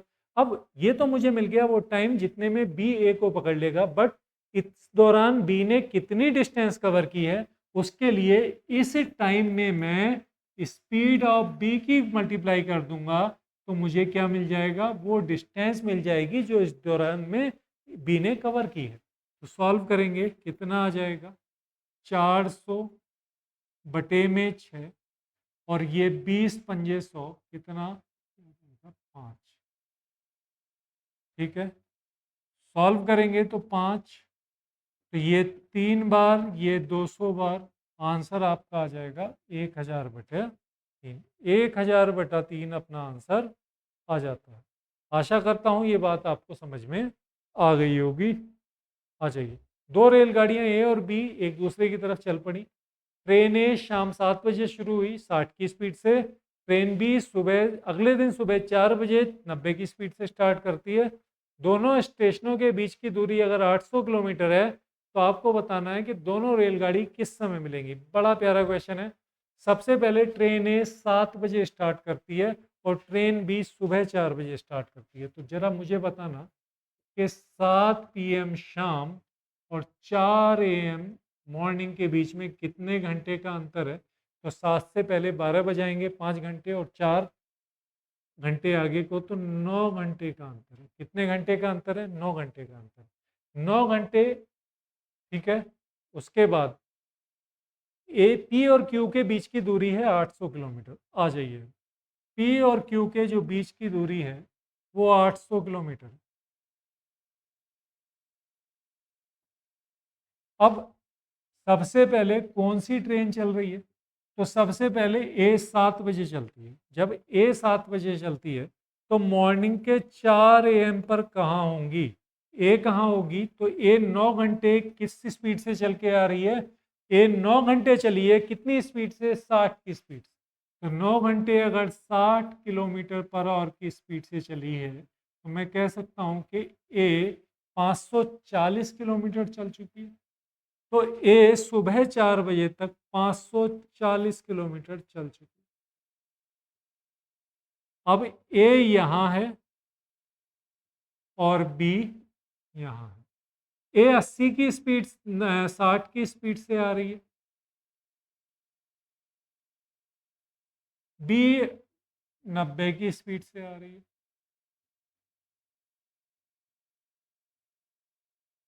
और इनके बीच की जो दूरी है वो कितनी है, 540 और 800, इसका मतलब ये आ जाएगा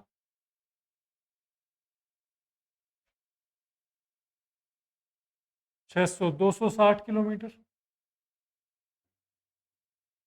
अब आप मुझे बताइए कि इस 260 किलोमीटर को ये दोनों एक दूसरे की तरफ आ रही हैं तो किस टाइम कवर करेंगी। तो आप कहोगे कि सर रिलेटिव स्पीड से अगर आपको टाइम निकालना है तो टोटल डिस्टेंस कितनी है, 260 किलोमीटर। रिलेटिव स्पीड एक दूसरे की तरफ आ रही हैं तो स्पीड जुड़ जाएंगी, 90 प्लस का 60,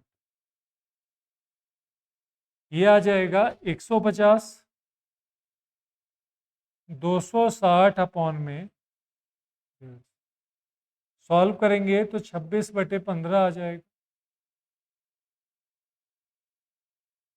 15 ही कम 15, 15 सही 11 बटे 15, ये आ जाएगा आपका 15 सही 11 बटे 1 सही 11 बटे 15, ये आ जाएगा 1 घंटा प्लस का 11 बटे 15।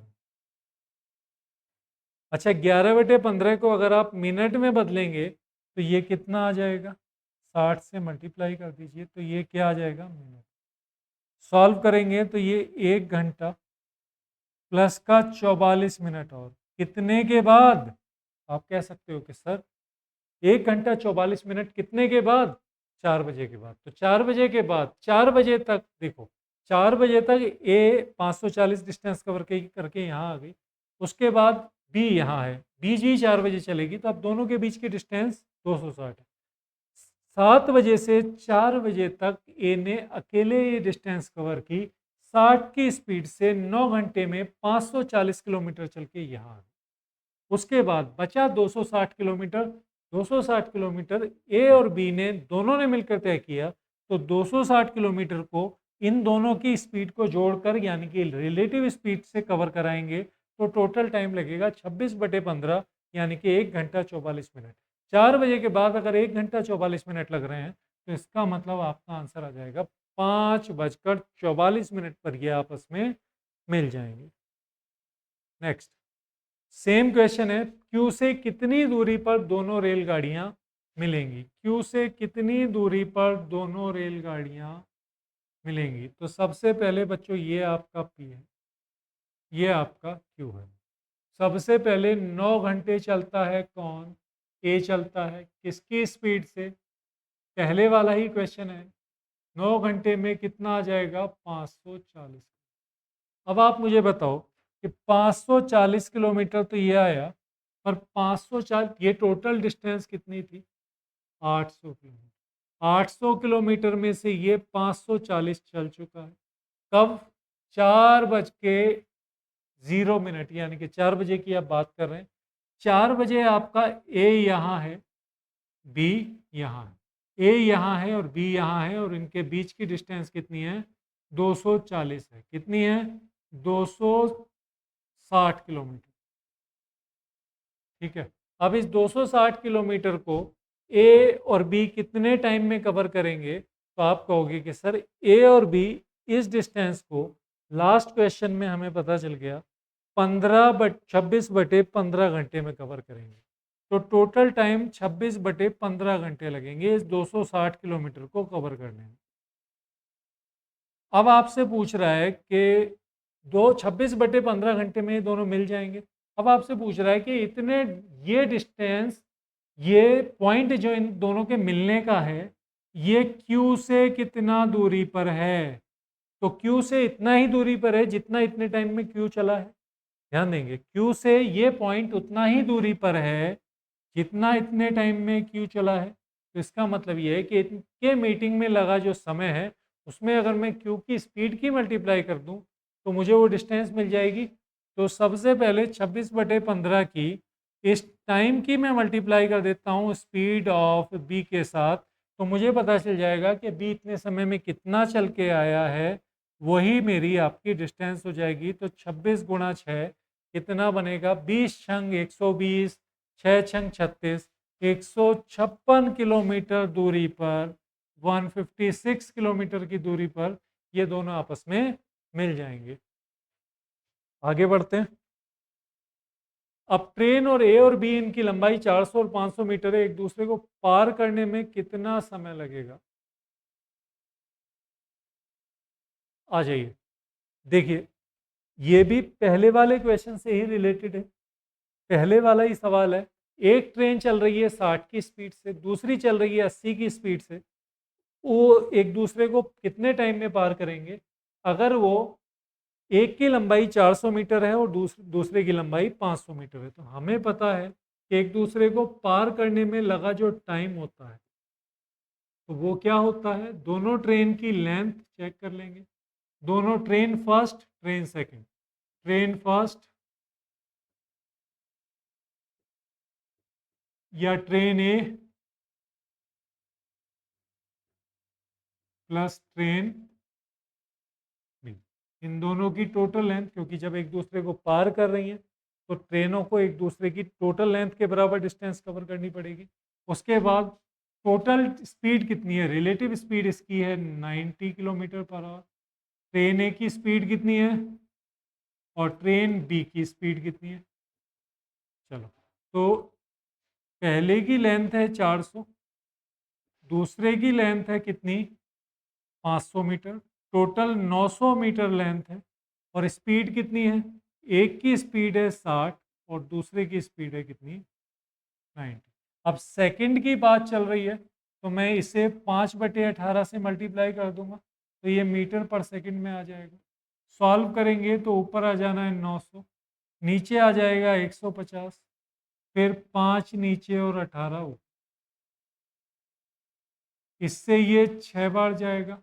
18 छंग 18 6 108 और 5 से डिवाइड करेंगे तो 2 से मल्टीप्लाई और कर दो और 1 के बाद पॉइंट लगा दो। 5 से डिवाइड करने का रूल ये है, इसे 2 से मल्टीप्लाई कर दो, 216 बन गया, 1 के बाद पॉइंट लगा दो, 216 क्या आपका आ जाएगा 21.6 सेकेंड।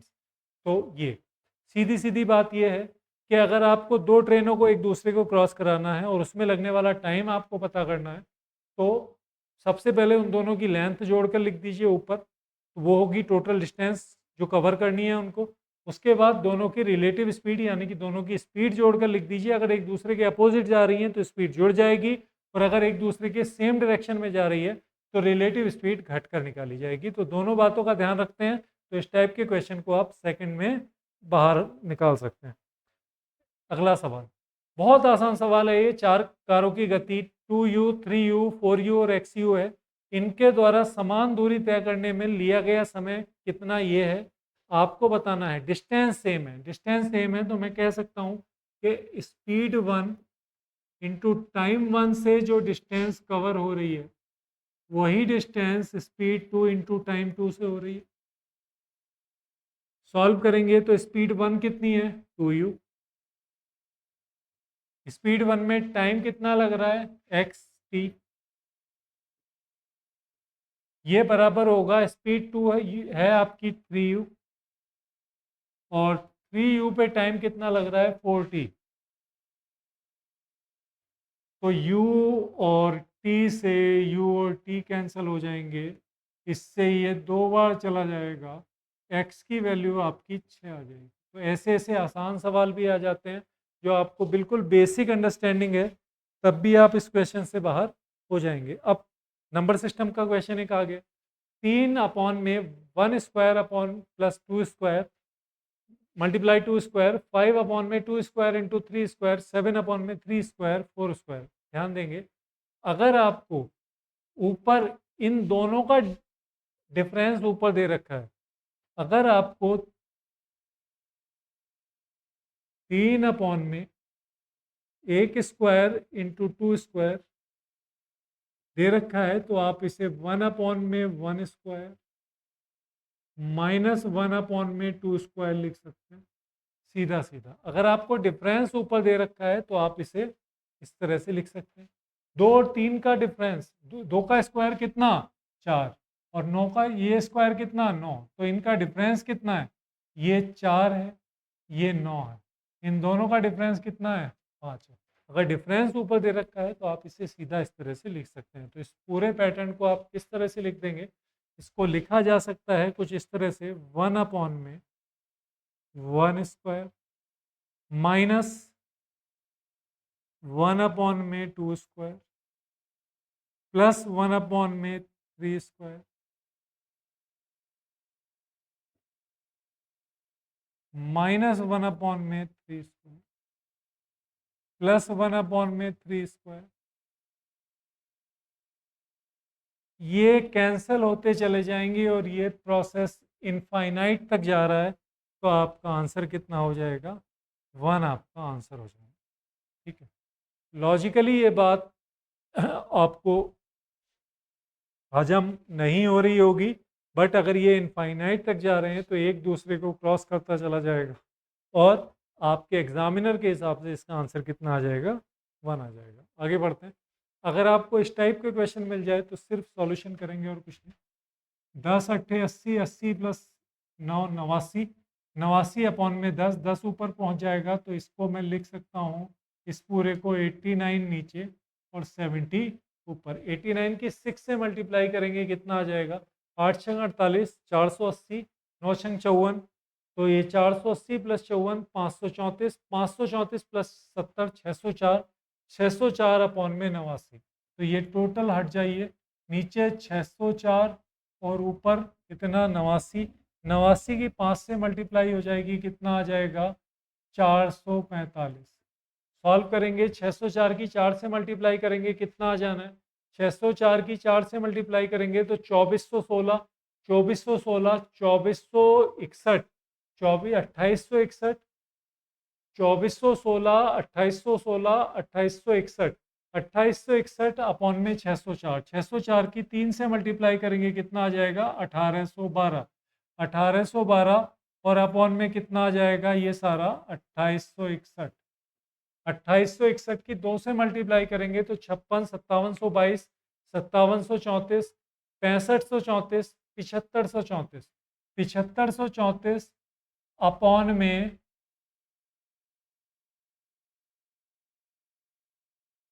2861,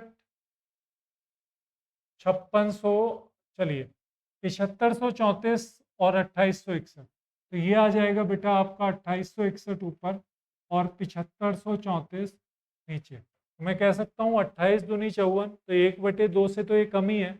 अगर 1/2 से कम है तो मैं कह सकता हूँ कि ये 0 और 0.5 के बीच में है, क्योंकि डेफिनेटली 0 से तो बड़ा ही है, 0.5 भी नहीं है, 0.5 और 1 1/2 से भी बड़ा नहीं है और 1 से भी बड़ा नहीं है, तो डेफिनेटली आपका आंसर क्या आ जाएगा, ये आ जाएगा। तो सिर्फ कैलकुलेशन है, सिंप्लीफिकेशन है, कुछ इसमें नहीं है। आगे बढ़ेंगे, इसमें ट्रिक आप लगा सकते हैं 1/a + b + c + d e, आपको 1 1 के साथ फॉर्मेशन में दे रखा है, तो आपको कुछ नहीं करना है। सबसे पहले आपको 421 छोटा वाला नंबर ले लीजिए, उसको से डिवाइड करेंगे किसको, बड़े वाले नंबर को।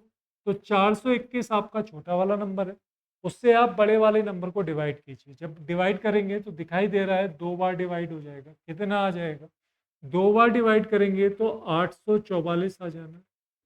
अच्छा, 844 का मतलब क्या है कि सर 12 में से 4 गया 8 बचेगा, 12 में से 4 गया 8 बचना है, 6 में से 4 गया 2 बचेगा और ये आ जाएगा 128। 44 और 28, अच्छा 130 आएगा, क्योंकि 421 का जो डबल करेंगे तो 842 आएगा, 842 यानी कि बचा कितना 130। अब बस इतना करना है कि लास्ट नंबर को देखिए, इस तरह का पूरा पोर्शन, इस तरह का जो पूरा सिंप्लीफिकेशन है, जितनी भी डिटेल के साथ ये सिंप्लीफिकेशन आ सकता है, फ्रैक्शन, लैडर फ्रैक्शन, मैं लैडर फ्रैक्शन के नाम से अपनी यूट्यूब में जो अपना चैनल है, इसमें एसएससी बुलेट में आप जाइएगा, वहाँ आपको प्लेलिस्ट मिलेगी, वहाँ आपको सिंप्लीफिकेशन का जो लैडर फ्रैक्शन वाला जो टॉपिक है उसको आप उठा के देखिएगा। इससे रिलेटेड जितने भी क्वेश्चंस हैं मैंने आपको 1 बाय 1 टाइप बाय टाइप बताए हुए हैं, वहाँ आप इसे डिटेल में पढ़ सकते हैं। तो 130 से हम डिवाइड करेंगे, ध्यान दीजिए, जो भी रिमाइंडर बचेगा उससे मैं लास्ट डिवाइजर को भाग दूंगा, जो भी शेषफल बचेगा उससे मैं अंतिम भाजक को, पहले वाले भाजक को भाग दूंगा। तो 421 डिवाइड करेंगे 130 से, तो 130 तिया 390, 390 कितना आ जाएगा 31 आ जाएगा। अब इस 31 से, अब 31 से लास्ट डिवाइजर यानी कि इसको 130 को डिवाइड करूंगा, तो 130 को डिवाइड करता हूं तो 31 चौक 124, 124 आ जाएगा, कितना बचा 6, 6 से मैं अगेन 31 को डिवाइड करता हूँ, कितना आ जाएगा 5 बार जाएगा, कितना आ जाएगा। अब ध्यान दीजिए, ये वैल्यू आपकी आ जाएगी ए की, ये वैल्यू जो अलग अलग हैं उससे आप अलग, जो अलग हो गए वो अलग वाले की वैल्यू है, जो अलग हो गए वो अलग वाले की वैल्यू है। उसके बाद ई जो है अलग नहीं हुआ, वो अपॉन में है यानी कि वो डिवाइजर है, तो लास्ट डिवाइजर आपका ई की वैल्यू होगी। तो अब आपसे ए की वैल्यू भी निकल गई, बी की भी निकल गई, सी की भी, डी की भी और ई की भी। जो अलग हो गए वो भागफल हो जाएंगे, और जो लास्ट डिवाइजर होगा, जो लास्ट डिवाइजर होगा वो इस लास्ट डिवाइजर की वैल्यू ये होगी। तो A B C D E कितना आ रहा है, 2 गुणा में 3 गुणा में 4 गुणा में 5 गुणा में 6, यानी कि 720 आपका आंसर हो जाता है। आगे बढ़ते हैं, दो धनात्मक संख्याओं का योग है 40। अब यदि इन दोनों संख्याओं का जीएम उनके एएम से 20% कम है, तो दोनों संख्याओं के बीच में अंतर क्या है। अगर दोनों संख्याओं का जो योग है वो है कितना 40 है, उनका जीएम उनके एएम से, तो जीएम मैंने मान लिया कि दो संख्याएं हैं आपकी ए और बी, दोनों संख्याएं मैंने मान ली ए और बी, उनका योग है 40, उनका जीएम किस तरह से निकालेंगे सर, जीएम निकालेंगे ए + बी/2 से। अच्छा, इनका एम कैसे निकालेंगे? तो इनका एम निकालेंगे, सबसे पहले उनका एम निकालेंगे एरिथमेटिक मीन। एरिथमेटिक मीन कैसे निकलता है? सर एरिथमेटिक मीन निकलता है, दोनों संख्याओं को जोड़ दो, अपॉन में 2 कर दो। ज्योमेट्रिक मीन कैसे निकलता है? ज्योमेट्रिक मीन निकालने का तरीका है, दोनों संख्याओं की गुणा कर दो और उसे अंडर रूट में डाल दो, तो ये आ जाएगा। और इसका रेशियो कितना है? उससे 20% कम है। तो अगर ये आपका 100 है तो जीएम इससे 20% कम है, यानी कि 80 हो। तो इसको अगर हम फर्दर सॉल्व करें तो मुझे मिलेगा ए प्लस बी अपॉन में 2 अंडर रूट ए बी बराबर 5/4। ठीक है। अब मैं अगर सी एन डी अप्लाई करता हूँ, कंपोनेंडो डिविडेंडो, तो ये मुझे मिल जाएगा, ऊपर क्या मिलेगा? ए प्लस बी प्लस का 2√ab, नीचे मिलेगा ए प्लस बी माइनस का 2√ab बराबर 5 + 4 1 हो गया, और 5 + 4 आपका 9 हो गया, और 5 - 4 आपका 1 हो गया। सॉल्व करेंगे तो क्या मैं इसे लिख सकता हूँ √a + √b का स्क्वायर?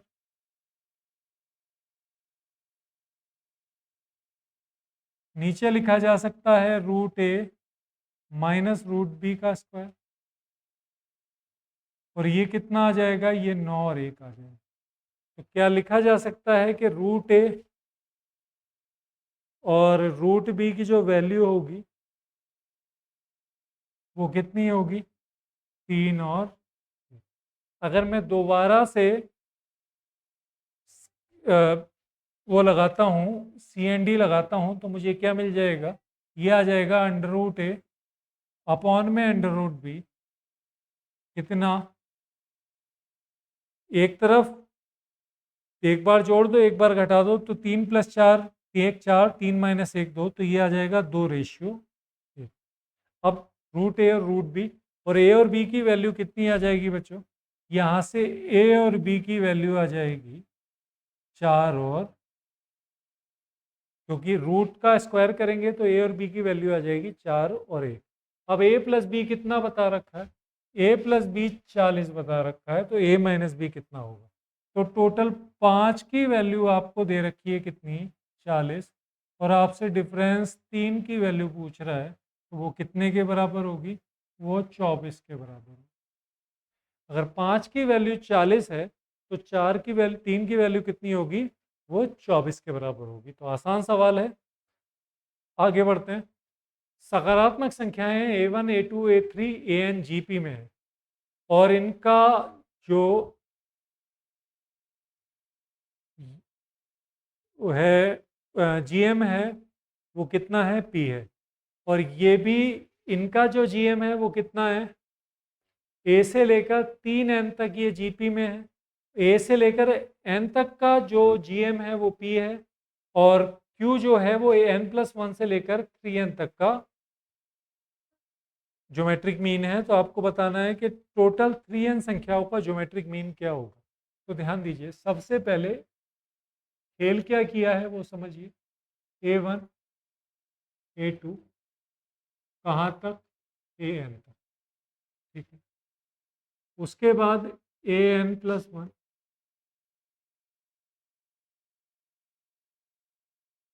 अब एक चीज समझिए, वो ये है कि ये टोटल कितने नंबर हैं? n, एक से लेकर n तक जा रहे हैं। अच्छा, टोटल कितने हैं? 3n। तो ये कितने नंबर बच रहे होंगे? तो आप कहोगे कि सर ये 2n नंबर बच रहे हैं। अगर टोटल मेरे पास 3n नंबर हैं, एक से लेकर 2 3 4 5 n तक जोड़ रहा है जा रहा है, तो इसका मतलब वो n नंबर्स हैं। अगर एक से लेकर 3n तक जा रहा है तो वो 3n नंबर्स हैं। तो अगर मैं 3n नंबर में से n नंबर हटा लेता हूँ तो बचे कितने? 2n number. तो इनका जीपी मुझे अलग दे रखा है, इनका जीपी मुझे अलग दे रखा है। तो अगर मैं जीपी की बात करता हूँ, ज्योमेट्रिक, इनका जीएम अलग दे रखा है, ज्योमेट्रिक मीन, तो इनका जीएम कितना है? पी है। और इनका जीएम कितना दे रखा है? क्यू दे रखा है, इनका ज्योमेट्रिक मीन मुझे क्यू दे रखा है। तो अब आपसे पूछ रहा है कि टोटल 3n संख्याओं का ज्योमेट्रिक मीन क्या होगा। तो अब आप पहले ये चेक कर लीजिए कि p की वैल्यू क्या होगी। अगर मैं p की वैल्यू निकालता हूँ तो ज्योमेट्रिक मीन किस तरह से निकाला जाता है, n बार रूट आ जाएगा, a1 से लेकर कहाँ तक मल्टीप्लाई करेंगे, तीन संख्याएं हैं तो क्यूब रूट करके तीनों की गुणा कर देंगे, ठीक है। दो संख्याएं हैं तो स्क्वायर रूट करके दो की गुणा कर देंगे।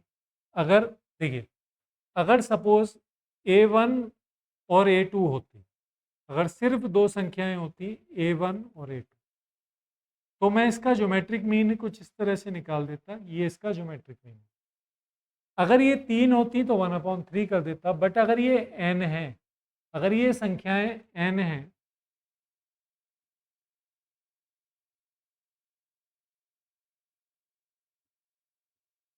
तो इसका ज्योमेट्रिक मीन होगा 1/, तो मैं लिख सकता हूं, क्या लिखा जा सकता है, अगर मैं दोनों तरफ पावर n कर दूं तो क्या इसको लिखा जा सकता है p की power n is equal to, लिखा जा सकता है। इसी तरह से q की वैल्यू क्या होगी, तो आप कहोगे कि सर q की वैल्यू होगी a की पावर n+1 से स्टार्ट हो रहा है इंटू a की पावर n+2, और कहाँ तक जा रहा है, ये जा रहा है a की पावर ओ a3n तक। और इसका जो ज्योमेट्रिक मीन निकालना है, तो इसका जो ज्योमेट्रिक मीन आ जाएगा 1/2n आ जाएगा, 1/2n आ जाएगा। आशा करता हूँ ये बात आपकी समझ में आ गई हो। तो क्या अगर मैं इसको हटा दूँ यहाँ से, तो क्या मैं इसको 2n लिख सकता हूँ, ठीक। क्लियर है इसकी, इतना समझ गए आप लोग, बहुत बढ़िया। अब अगर मैं p की पावर n, अगर मैं p की पावर n इंटू क्यू की पावर 2n को मल्टीप्लाई कर दूं, तो आप कहोगे कि सर ये सारे आपस में मल्टीप्लाई हो जाएंगे, कैसे, a की पावर 1 इंटू ए की पावर 2, ए की पावर 3, कहाँ तक, a की पावर। अब आपको पूरे 3n नंबर्स का क्या लेना है, ज्योमेट्रिक मीन लेना है। पूरे 3n नंबर्स का ज्योमेट्रिक मीन लेना है। तो अगर मुझे इसका ज्योमेट्रिक मीन लेना है तो मुझे क्या करना होगा, सर टोटल फंक्शंस कितने हैं, 3, तो इसको किससे डिवाइड कर देंगे, 1/3 से। तो इसको भी किससे डिवाइड कर देंगे, पावर को 1/3, इसकी पावर 1/3n कर देंगे, तो इसकी पावर भी कितना हो जाएगी, 1/3n हो जाएगी। तो ये आ जाएगा कितना, ये आ जाएगा p की पावर 1/3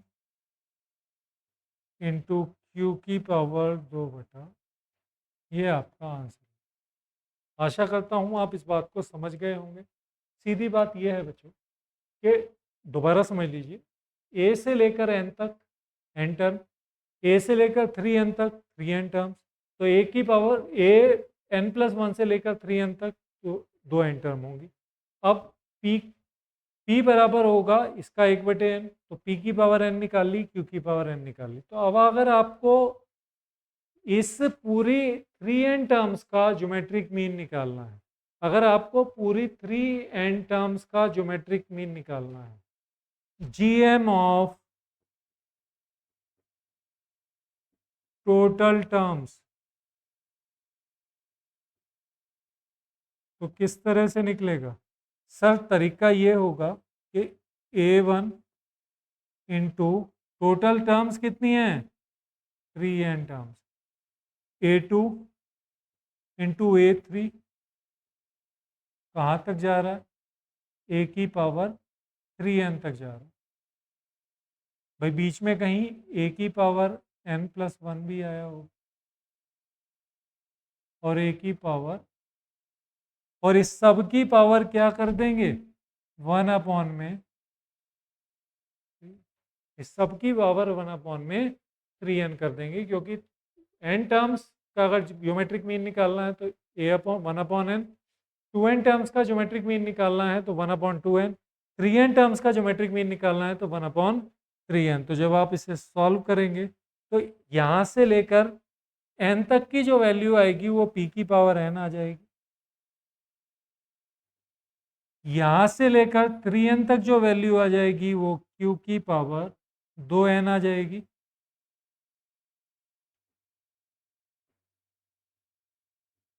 और इसको आप 1/3n से मल्टीप्लाई करेंगे तो ये आ जाना है आपका की पावर 1/3 गुणा में q की पावर 2/3। तो आपका आंसर आ जाएगा।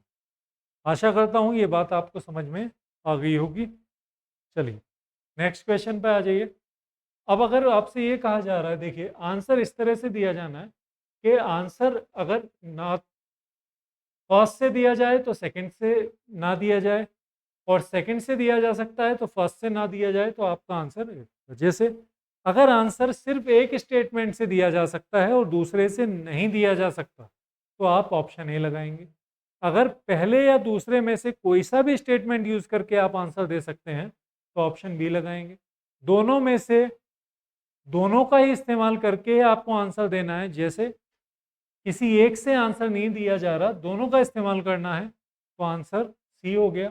और अगर ना तो एक से, ना दो से और ना दोनों का ही इस्तेमाल करके आंसर दिया जा रहा है तो आपका आंसर हो जाएगा डी। तो अब आपसे पूछा है कि ए बी सी, ए बड़ा है बी से और बी बड़ा है सी से, पहला स्टेटमेंट है। सी स्मॉलेस्ट नहीं है, दूसरा स्टेटमेंट है। अब आपसे पूछा जा रहा है कि ए बी सी डी में कौन सा ए बी सी डी के सबसे करीब है। ए बी सी डी के सबसे करीब है, तो ध्यान दीजिए ए बड़ा है बी से और बी बड़ा है सी से, तो इसका मतलब इनमें ए सबसे बड़ा है और सी सबसे छोटा नहीं है।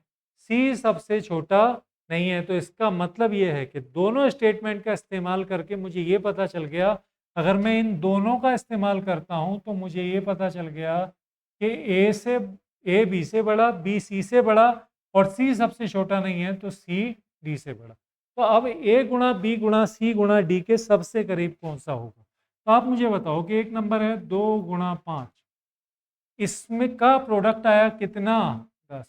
तो ये 10 किसके करीब होगा, बड़े नंबर के या छोटे नंबर के। सर बड़े नंबर के करीब होगा। तो कोई भी प्रोडक्ट अगर आप देख रहे हो नेचुरल नंबर में, धनात्मक पूर्णांकों में, नेचुरल नंबर्स में, अगर आप कोई भी पॉजिटिव इंटीजर्स में अगर आप कोई भी प्रोडक्ट देख रहे हो तो हमेशा बड़े नंबर के ज़्यादा नज़दीक होगा और ए के ज़्यादा नज़दीक होगा, और ए सबसे बड़ा है। सबसे बड़ा नंबर ए है। ये कैसे पता चल रहा है सर, ये दोनों स्टेटमेंट को यूज़ करके पता चल रहा है। तो इसका मतलब ये है कि दोनों का इस्तेमाल हो रहा है अपना आंसर देने में। तो बड़ा बेसिक क्वेश्चन, बड़ा प्यारा क्वेश्चन है ये। आगे बढ़ते हैं। अब आपसे पूछा कि बताया गया है कि मान लीजिए एम एन के बराबर है और एम और एन अभाज्य संख्या है और के एक सम संख्या है। अच्छा, के एक सम संख्या है, एम एन के बराबर है और के एक सम संख्या है, तो इसका मतलब ये है कि इन अभाज्य संख्याओं में एक सम संख्या होगी, क्योंकि हमें पता है कि इवन की इवन से मल्टीप्लाई करके ही इवन आ सकता है। इवन की ऑड से मल्टीप्लाई करेंगे तो भी इवन आएगा, बट अगर मैं ऑड की ऑड से मल्टीप्लाई करूंगा तो ऑड आएगा। तो अगर मुझे इवन नंबर चाहिए, के इवन चाहिए, तो या तो एम इवन होगा या एन इवन होगा।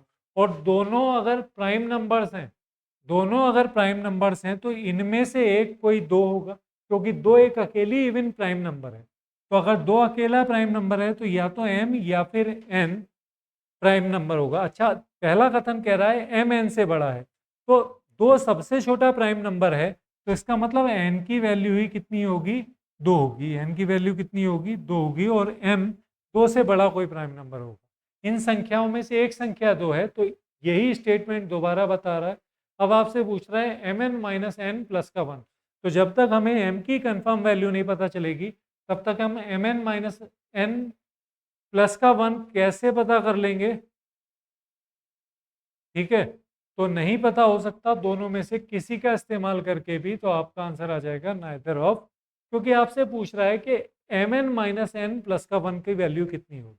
तो दोनों स्टेटमेंट से मुझे सिर्फ एक ही बात पता चल रही है कि एन की वैल्यू 2 है, एम की वैल्यू नहीं पता चल रही। अगर नहीं पता चल रही तो इस प्रश्न की वैल्यू भी दोनों का इस्तेमाल करके पता नहीं चलेगी। तो आपका आंसर क्या आ जाएगा? डी आ जाएगा। आगे बढ़ते हैं। पी एक धनात्मक पूर्णांक है तो पी की पावर एन को पी प्लस वन से डिवाइड करने पर रिमाइंडर क्या आएगा? तो ध्यान दीजिए, पी की पावर एन को पी प्लस वन से डिवाइड करते हैं। तो आप मुझे बताइए कि पी प्लस वन से पी की power one, P plus one को डिवाइड, पी की पावर एन को पी प्लस वन से डिवाइड करेंगे तो डेफिनेटली अगर आप 9 को 10 से डिवाइड करो, 7 को 8 से डिवाइड करो, तो हर केस में जो रिमाइंडर आएगा वो क्या आएगा? -1 आएगा। हर केस में रिमाइंडर -1 आएगा। तो इस केस में भी रिमाइंडर कितना आएगा? -1 आएगा। तो -1 की पावर n आपका रिमाइंडर होगा। अब -1 की पावर अगर n रिमाइंडर है और कथन फर्स्ट कह रहा है कि n सम है, अगर n सम है तो रिमाइंडर कितना आएगा? +1 हो जाएगा, ये श्योर है।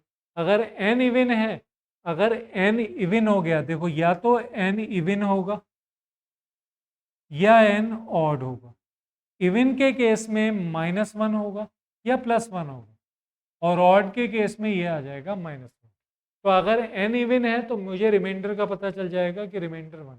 और अगर सेकंड ये कह रहा है कि p सम है, p सम है का मतलब p सम हो या विषम हो इस बात से कोई फर्क नहीं पड़ता, क्योंकि अगर ये भाजक भाज्य से एक ज़्यादा है तो चाहे वो सम हो चाहे विषम हो, रिमाइंडर हमेशा क्या आएगा? -1 ही आएगा। तो इसका मतलब पहले का उपयोग करके ही आप आंसर दे पा रहे हो, दूसरे का उपयोग करके आप आंसर नहीं दे पाओगे, तो आपका आंसर कितना आ जाएगा? 1 आ जाएगा। ठीक है, दोनों में से किसी एक का ही उपयोग हो रहा है।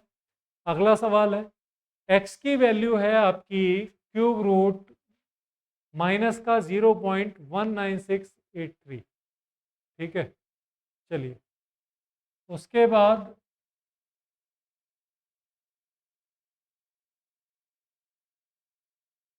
अब आपसे कहा गया है कि y की वैल्यू है क्यूब रूट x है, और एक्स वाई, क्या एक्स वाई आपका धनात्मक होगा? क्या एक्स वाई धनात्मक होगा? जी,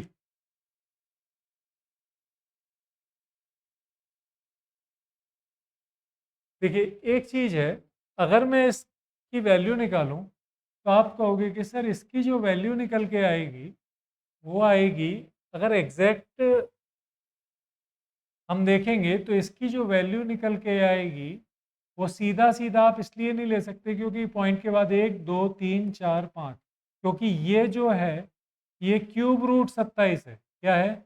क्यूब 27 का क्यूब है। तो अगर यहाँ 6 से पहले पॉइंट होता, अगर यहाँ 6 से पहले पॉइंट होता तो इसका आंसर ये आ जाता माइनस का 0.27, बट ऐसा है नहीं।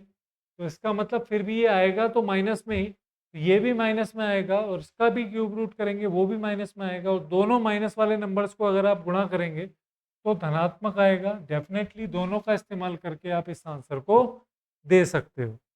आ जाइए, अगला आपका आता है, वो ये है कि यदि किसी विशेष राज्य, देखिए पाई चार्ट है आपका, पाई चार्ट ये कह रहा है कि भारतीय राज्यों में, एक बार आप इसे पढ़ लीजिए आराम से।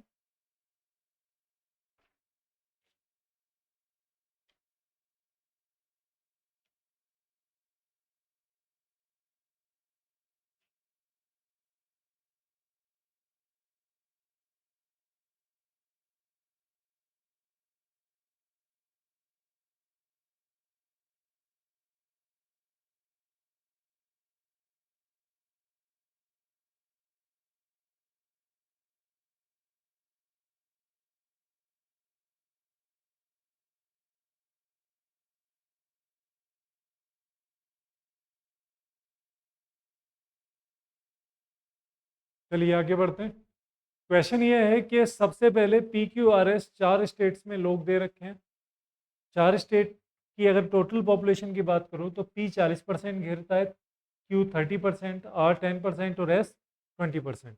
अगर मैं, वो कह रहा है कि ए बी सी डी इन राज्यों से प्रत्येक राज्य के लिए पलायन करने वाले विभिन्न आयु ग्रुप हैं। ए ग्रुप के 50% लोगों ने सभी राज्यों से पलायन कर दिया, बी एज ग्रुप के 15% लोगों ने सभी राज्यों से पलायन किया है, सी के 15% और डी के 20%। तो टोटल 100% लोगों ने जितना अगर पलायन किया है, तो पलायन करने वालों में ए जो है वो 50% है, बी जो है 15% है, इस तरह से। अब आपसे कह रहा है कि यदि विशेष राज्य से आने वाले एस से संबंधित लोगों की संख्या 15% और 24,000 है। अब आपसे पूछ रहा है कि बी से संबंधित पलायन करने वाले लोगों की संख्या कितनी है। तो बी से संबंधित पलायन करने वाले लोगों की संख्या कितनी है। तो आप मुझे बताइए कि 15% और एस से संबंधित लोगों की संख्या का 15% है और 24,000 है। एस कितना है? 20%। ध्यान देंगे, अगर एस 20% है तो पलायन कर 20% है, तो 20 का 15% कितना हो गया भाई? एस की जनसंख्या का 15% कितना बना? तो आप कहोगे कि सर 3%। 3% कितने के बराबर है? 24,000 के बराबर। 3% 24,000 के बराबर। अब आपसे वैल्यू क्या पूछ रहा है? बी से पलायन करने वाले लोगों की संख्या। भाई 3% की वैल्यू अगर 24,000 है, तो 15% की वैल्यू कितनी होगी? 15% की वैल्यू आपसे पूछ रहा है, तो 24,000 की 5 से मल्टीप्लाई कर देंगे, टोटल कितना आ जाएगा? 1.2 लाख आपका आंसर हो जाएगा। आगे बढ़ते हैं। पी क्यू आर एस में अधिकतम अंतर कितना है? तो ध्यान दीजिएगा, 3% की जो वैल्यू है वो 24,000 हमें मिली थी। 3% की वैल्यू 24,000 मिली थी। अब आपसे पूछा जा रहा है कि अधिकतम अंतर पलायन करने वाले लोगों के बीच कहाँ आपको मिलता है। तो 50% ये है पलायन करने वाले। क्वेश्चन क्या है? क्वेश्चन ये है, पी क्यू आर एस से आने वाले लोगों की संख्या के बीच में अधिकतम अंतर कितना है। चलिए, तो P Q R S, P के पास 40% है। अधिकतम अंतर के लिए सबसे मैक्सिमम और सबसे मिनिमम, मैक्सिमम और मिनिमम का अंतर देख लीजिए, तो पी और आर का डिफरेंस देखेंगे। तो मिनिमम और मैक्सिमम का अंतर कितना है? P minus are. पी के पास 40% पीपल, आर के पास 10% पीपल। पी के पास 40% पीपल, आर के पास 10% पीपल। तो इसका मतलब ये है डिफरेंस कितना हो गया? 30%। अगर डिफरेंस 30% हो गया, तो 3% की वैल्यू अगर 24,000 है, तो 30% की वैल्यू कितनी होगी? 24,000 में आप 10 का मल्टीप्लाई कर दीजिए, 2.4 लाख। देखिए, मैं आपसे बार बार ये बात कहता हूँ जब भी मैं आपको डीआई कराता हूँ, कि कोई एक सॉल्यूशन अगर आप निकाल लेते हैं, तो उसका ही यूज़ करके आप आगे के जो फर्दर क्वेश्चंस हैं उसको डील कीजिए। अदरवाइज हर बार अगर आप नए सिरे से कैलकुलेशन करेंगे, तो ये आपके लिए पेपर बड़ा लेंदी हो जाएगा, क्वेश्चंस टाइमली नहीं निपटेंगे। तो ये थे आपके क्वेश्चंस। जो आ जाइए, ये क्वेश्चन और है। ये आर से आने वाले लोगों की संख्या ए आयु समूह वाले क्यू से आने वाले लोगों की आयु समय आर से आने वाले लोगों की संख्या ए आयु समूह वाले और क्यू से आने वाले लोगों की आयु समूह डी के बीच में क्या अंतर है। तो आर से आने वाले ए आयु समूह के लोग और क्यू से आने वाले डी आयु समूह के लोग, जरा चेक कर लेते हैं, वापस जाते हैं। आर से आने वाले ए आयु समय समूह के लोग, तो 10% का 50% कितना हो जाएगा? तो आप कहोगे कि सर 10% का 50%, 10% का 50% ये हो गया, तो कितना आ जाएगा? 5%। उसके बाद फिर क्वेश्चन है, क्यू से आने वाले डी समूह के लोग, 30% है, तो डी है इसका 20%। 30% और 20%, तो आपको निकालना है 30% का। सॉल्व कर देंगे तो कितना आ जाएगा? डिफरेंस कितना हो गया? 1%। 1%, आपको 3% की वैल्यू पता है। 3% की वैल्यू कितनी है? तो सर 3% की वैल्यू है कितनी? अगर 3% की वैल्यू 24,000 है तो 1% की वैल्यू कितनी होगी सर? 24,000 अपॉन में 3, यानी कि 8,000 आपका आंसर बन जाएगा। सीधी सीधी बात है। आर से आने वाले एआईयू समूह के लोग, आर है टोटल 10%, एआईयू समूह में 50% लोग जा रहे हैं हर जगह से, तो 10% का भी 50% गया होगा तो बचा कितना? 5%। 5% लोग आर से ए में गए, एआईयू ग्रुप के आर से 5% लोग गए। क्यू स्टेट से डी आयु समूह के कितने लोग गए? तो आप कहोगे कि सर 30% पीपल टोटल थे, 30% का डी 30% का डी में 20% गए, 30% का 20% हो गया 6%। अब ये 5% टोटल का और टोटल का 6%, डिफरेंस कितना आ गया? टोटल का 1%। टोटल का 1% की वैल्यू निकालनी है, अगर टोटल के 3% की वैल्यू 24,000 है तो। आशा करता हूँ ये क्वेश्चन आपके समझ में आ गया होगा। जरा ये लास्ट क्वेश्चन है इसका, एरिथमेटिक में मैंने आपको ये मीन मीडियन मोड अगर आपने कर रखा है तो क्वेश्चन आपको आसानी से समझ में आ जाएगा। सबसे पहले आप इनको सीक्वेंस में लगाएंगे। सीक्वेंस में लगाने के लिए सबसे पहले सबसे छोटा नंबर 36, उसके बाद 41, 43, 3-3 अंक करके लिख देता हूँ मैं। 36, 41, 43 तीनों हटा दिए। उसके बाद 61, 71, 93, 61, 71, 93, फिर 95, 99, 95, 99 और 3 बार 110 और 3 बार कितना? 110। ये आपके टोटल नंबर्स हैं। सबसे पहले इनका क्या निकालना है? नए माध्यिका और पुरानी माध्यिका के बीच में आना। तो पुरानी माध्यिका निकाल लेते हैं। कितने नंबर हैं? 1, 2, 3, 4, 5, 6, 7, 8, 9, 10, 11।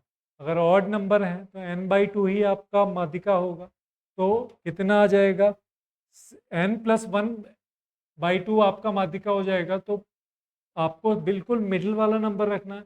मिडिल वाला नंबर टोटल 11 नंबर हैं तो 11/+1/2 कितना आ जाएगा? 6 नंबर आपका मीडियन हो जाएगा। तो 1, 2, 3, 4, 5, 6, 91 आपका क्या हो गया? मीडियन हो गया। अच्छा, इसका मतलब 91 मीडियन हो गया। अब 93 को 94 से प्रतिस्थापित कर दिया, तो अगर 93 की जगह मैंने 94 रख दिया तो क्या इसका सेक्वेंस बदल गया क्या? इसका सेक्वेंस नहीं बदला। 93 को अगर मैंने 94 से भी कर दिया तो इसका सेक्वेंस नहीं बदला। अगर मैं 93 की जगह 110 लिख देता तो इसका सेक्वेंस चेंज हो जाता, तो फिर ये 95 पे आ जाता। तो इसका मतलब ये है कि सेक्वेंस चेंज नहीं हुआ, तो इसका मतलब ये हो गया कि अब जो नई मीडियन है वो कितनी है? 94 है। तो 93 को अगर आप 94 से प्रतिस्थापित करोगे तो नई माध्यिका और पुरानी माध्यिका के बीच में डिफरेंस कितना आ जाएगा? 1 आ जाएगा। ये सीधी सीधी बात आपको दिखाई दे रही है। दूसरी चीज़ जो आपको समझनी है वो ये समझनी है कि नए माध्य और पुराने माध्य के बीच में अंतर कितना है। तो नया माध्य आपका, पुराना माध्य सपोज आपका ए था, उसके बाद नया माध्य कितना डिफरेंस आया? नया माध्य निकालेंगे, सबको टोटल करके अपॉन में नंबर ऑफ ऑब्जर्वेशन, ये माध्य निकालने का तरीका है। सबको टोटल करके नंबर ऑफ ऑब्जर्वेशन। तो अगर आपका पुराना माध्य जो भी था, नया माध्य निकालने के लिए टोटल ऐड कितना हुआ? सर 1 ऐड हुआ है। 1 ऐड हुआ है, कितने नंबर्स में डिवाइड होगा? 11 नंबर्स में डिवाइड होगा। तो इसका मतलब यह है कि पुराने माध्य से जो नया माध्य है वो 1/11 ज़्यादा होगा। 1/11 का मतलब है 0.1 से कम ज़्यादा होगा। इसका मतलब पुराने माध्य और नए माध्य के बीच में जो डिफरेंस होगा वो कितना होगा? 1/10 से कम होगा या 0.9 समथिंग होगा। तो मैं कह सकता हूँ कि ये आपका क्लियर है इतना। ये भी सही है। नए मोड और पुराने मोड के बीच में, तो मोड वो होता है बच्चों जो बार बार आता है। तो अगर जिस नंबर की फ्रिक्वेंसी सबसे ज़्यादा होगी वो सबसे वो मॉड कहलाएगा। तो इसमें 110 की फ्रीक्वेंसी ज़्यादा है, तो एक पुराने कंडीशन में भी 110 ही मोड रहेगा और नई कंडीशन में भी 110 ही मोड रहेगा। तो नए मोड और पुराने मोड के बीच में डिफरेंस भी ज़ीरो है। तो आप कह सकते हैं कि 1, 2 और 3 तीनों आपका सही होगा। आशा करता हूँ ये पूरी वीडियो आपको समझ में आई होगी। कोई भी क्वेश्चन अगर आपका वीडियो में फंस रहा है या इससे रिलेटेड कोई भी क्वेश्चन है, आप कमेंट बॉक्स में लिखिए, मैं आपका जो डाउट है वो सॉल्व करने की कोशिश करूँगा। और वीडियो देखिए, एंजॉय कीजिए। नई वीडियो के साथ फिर हाजिर होऊंगा। धन्यवाद।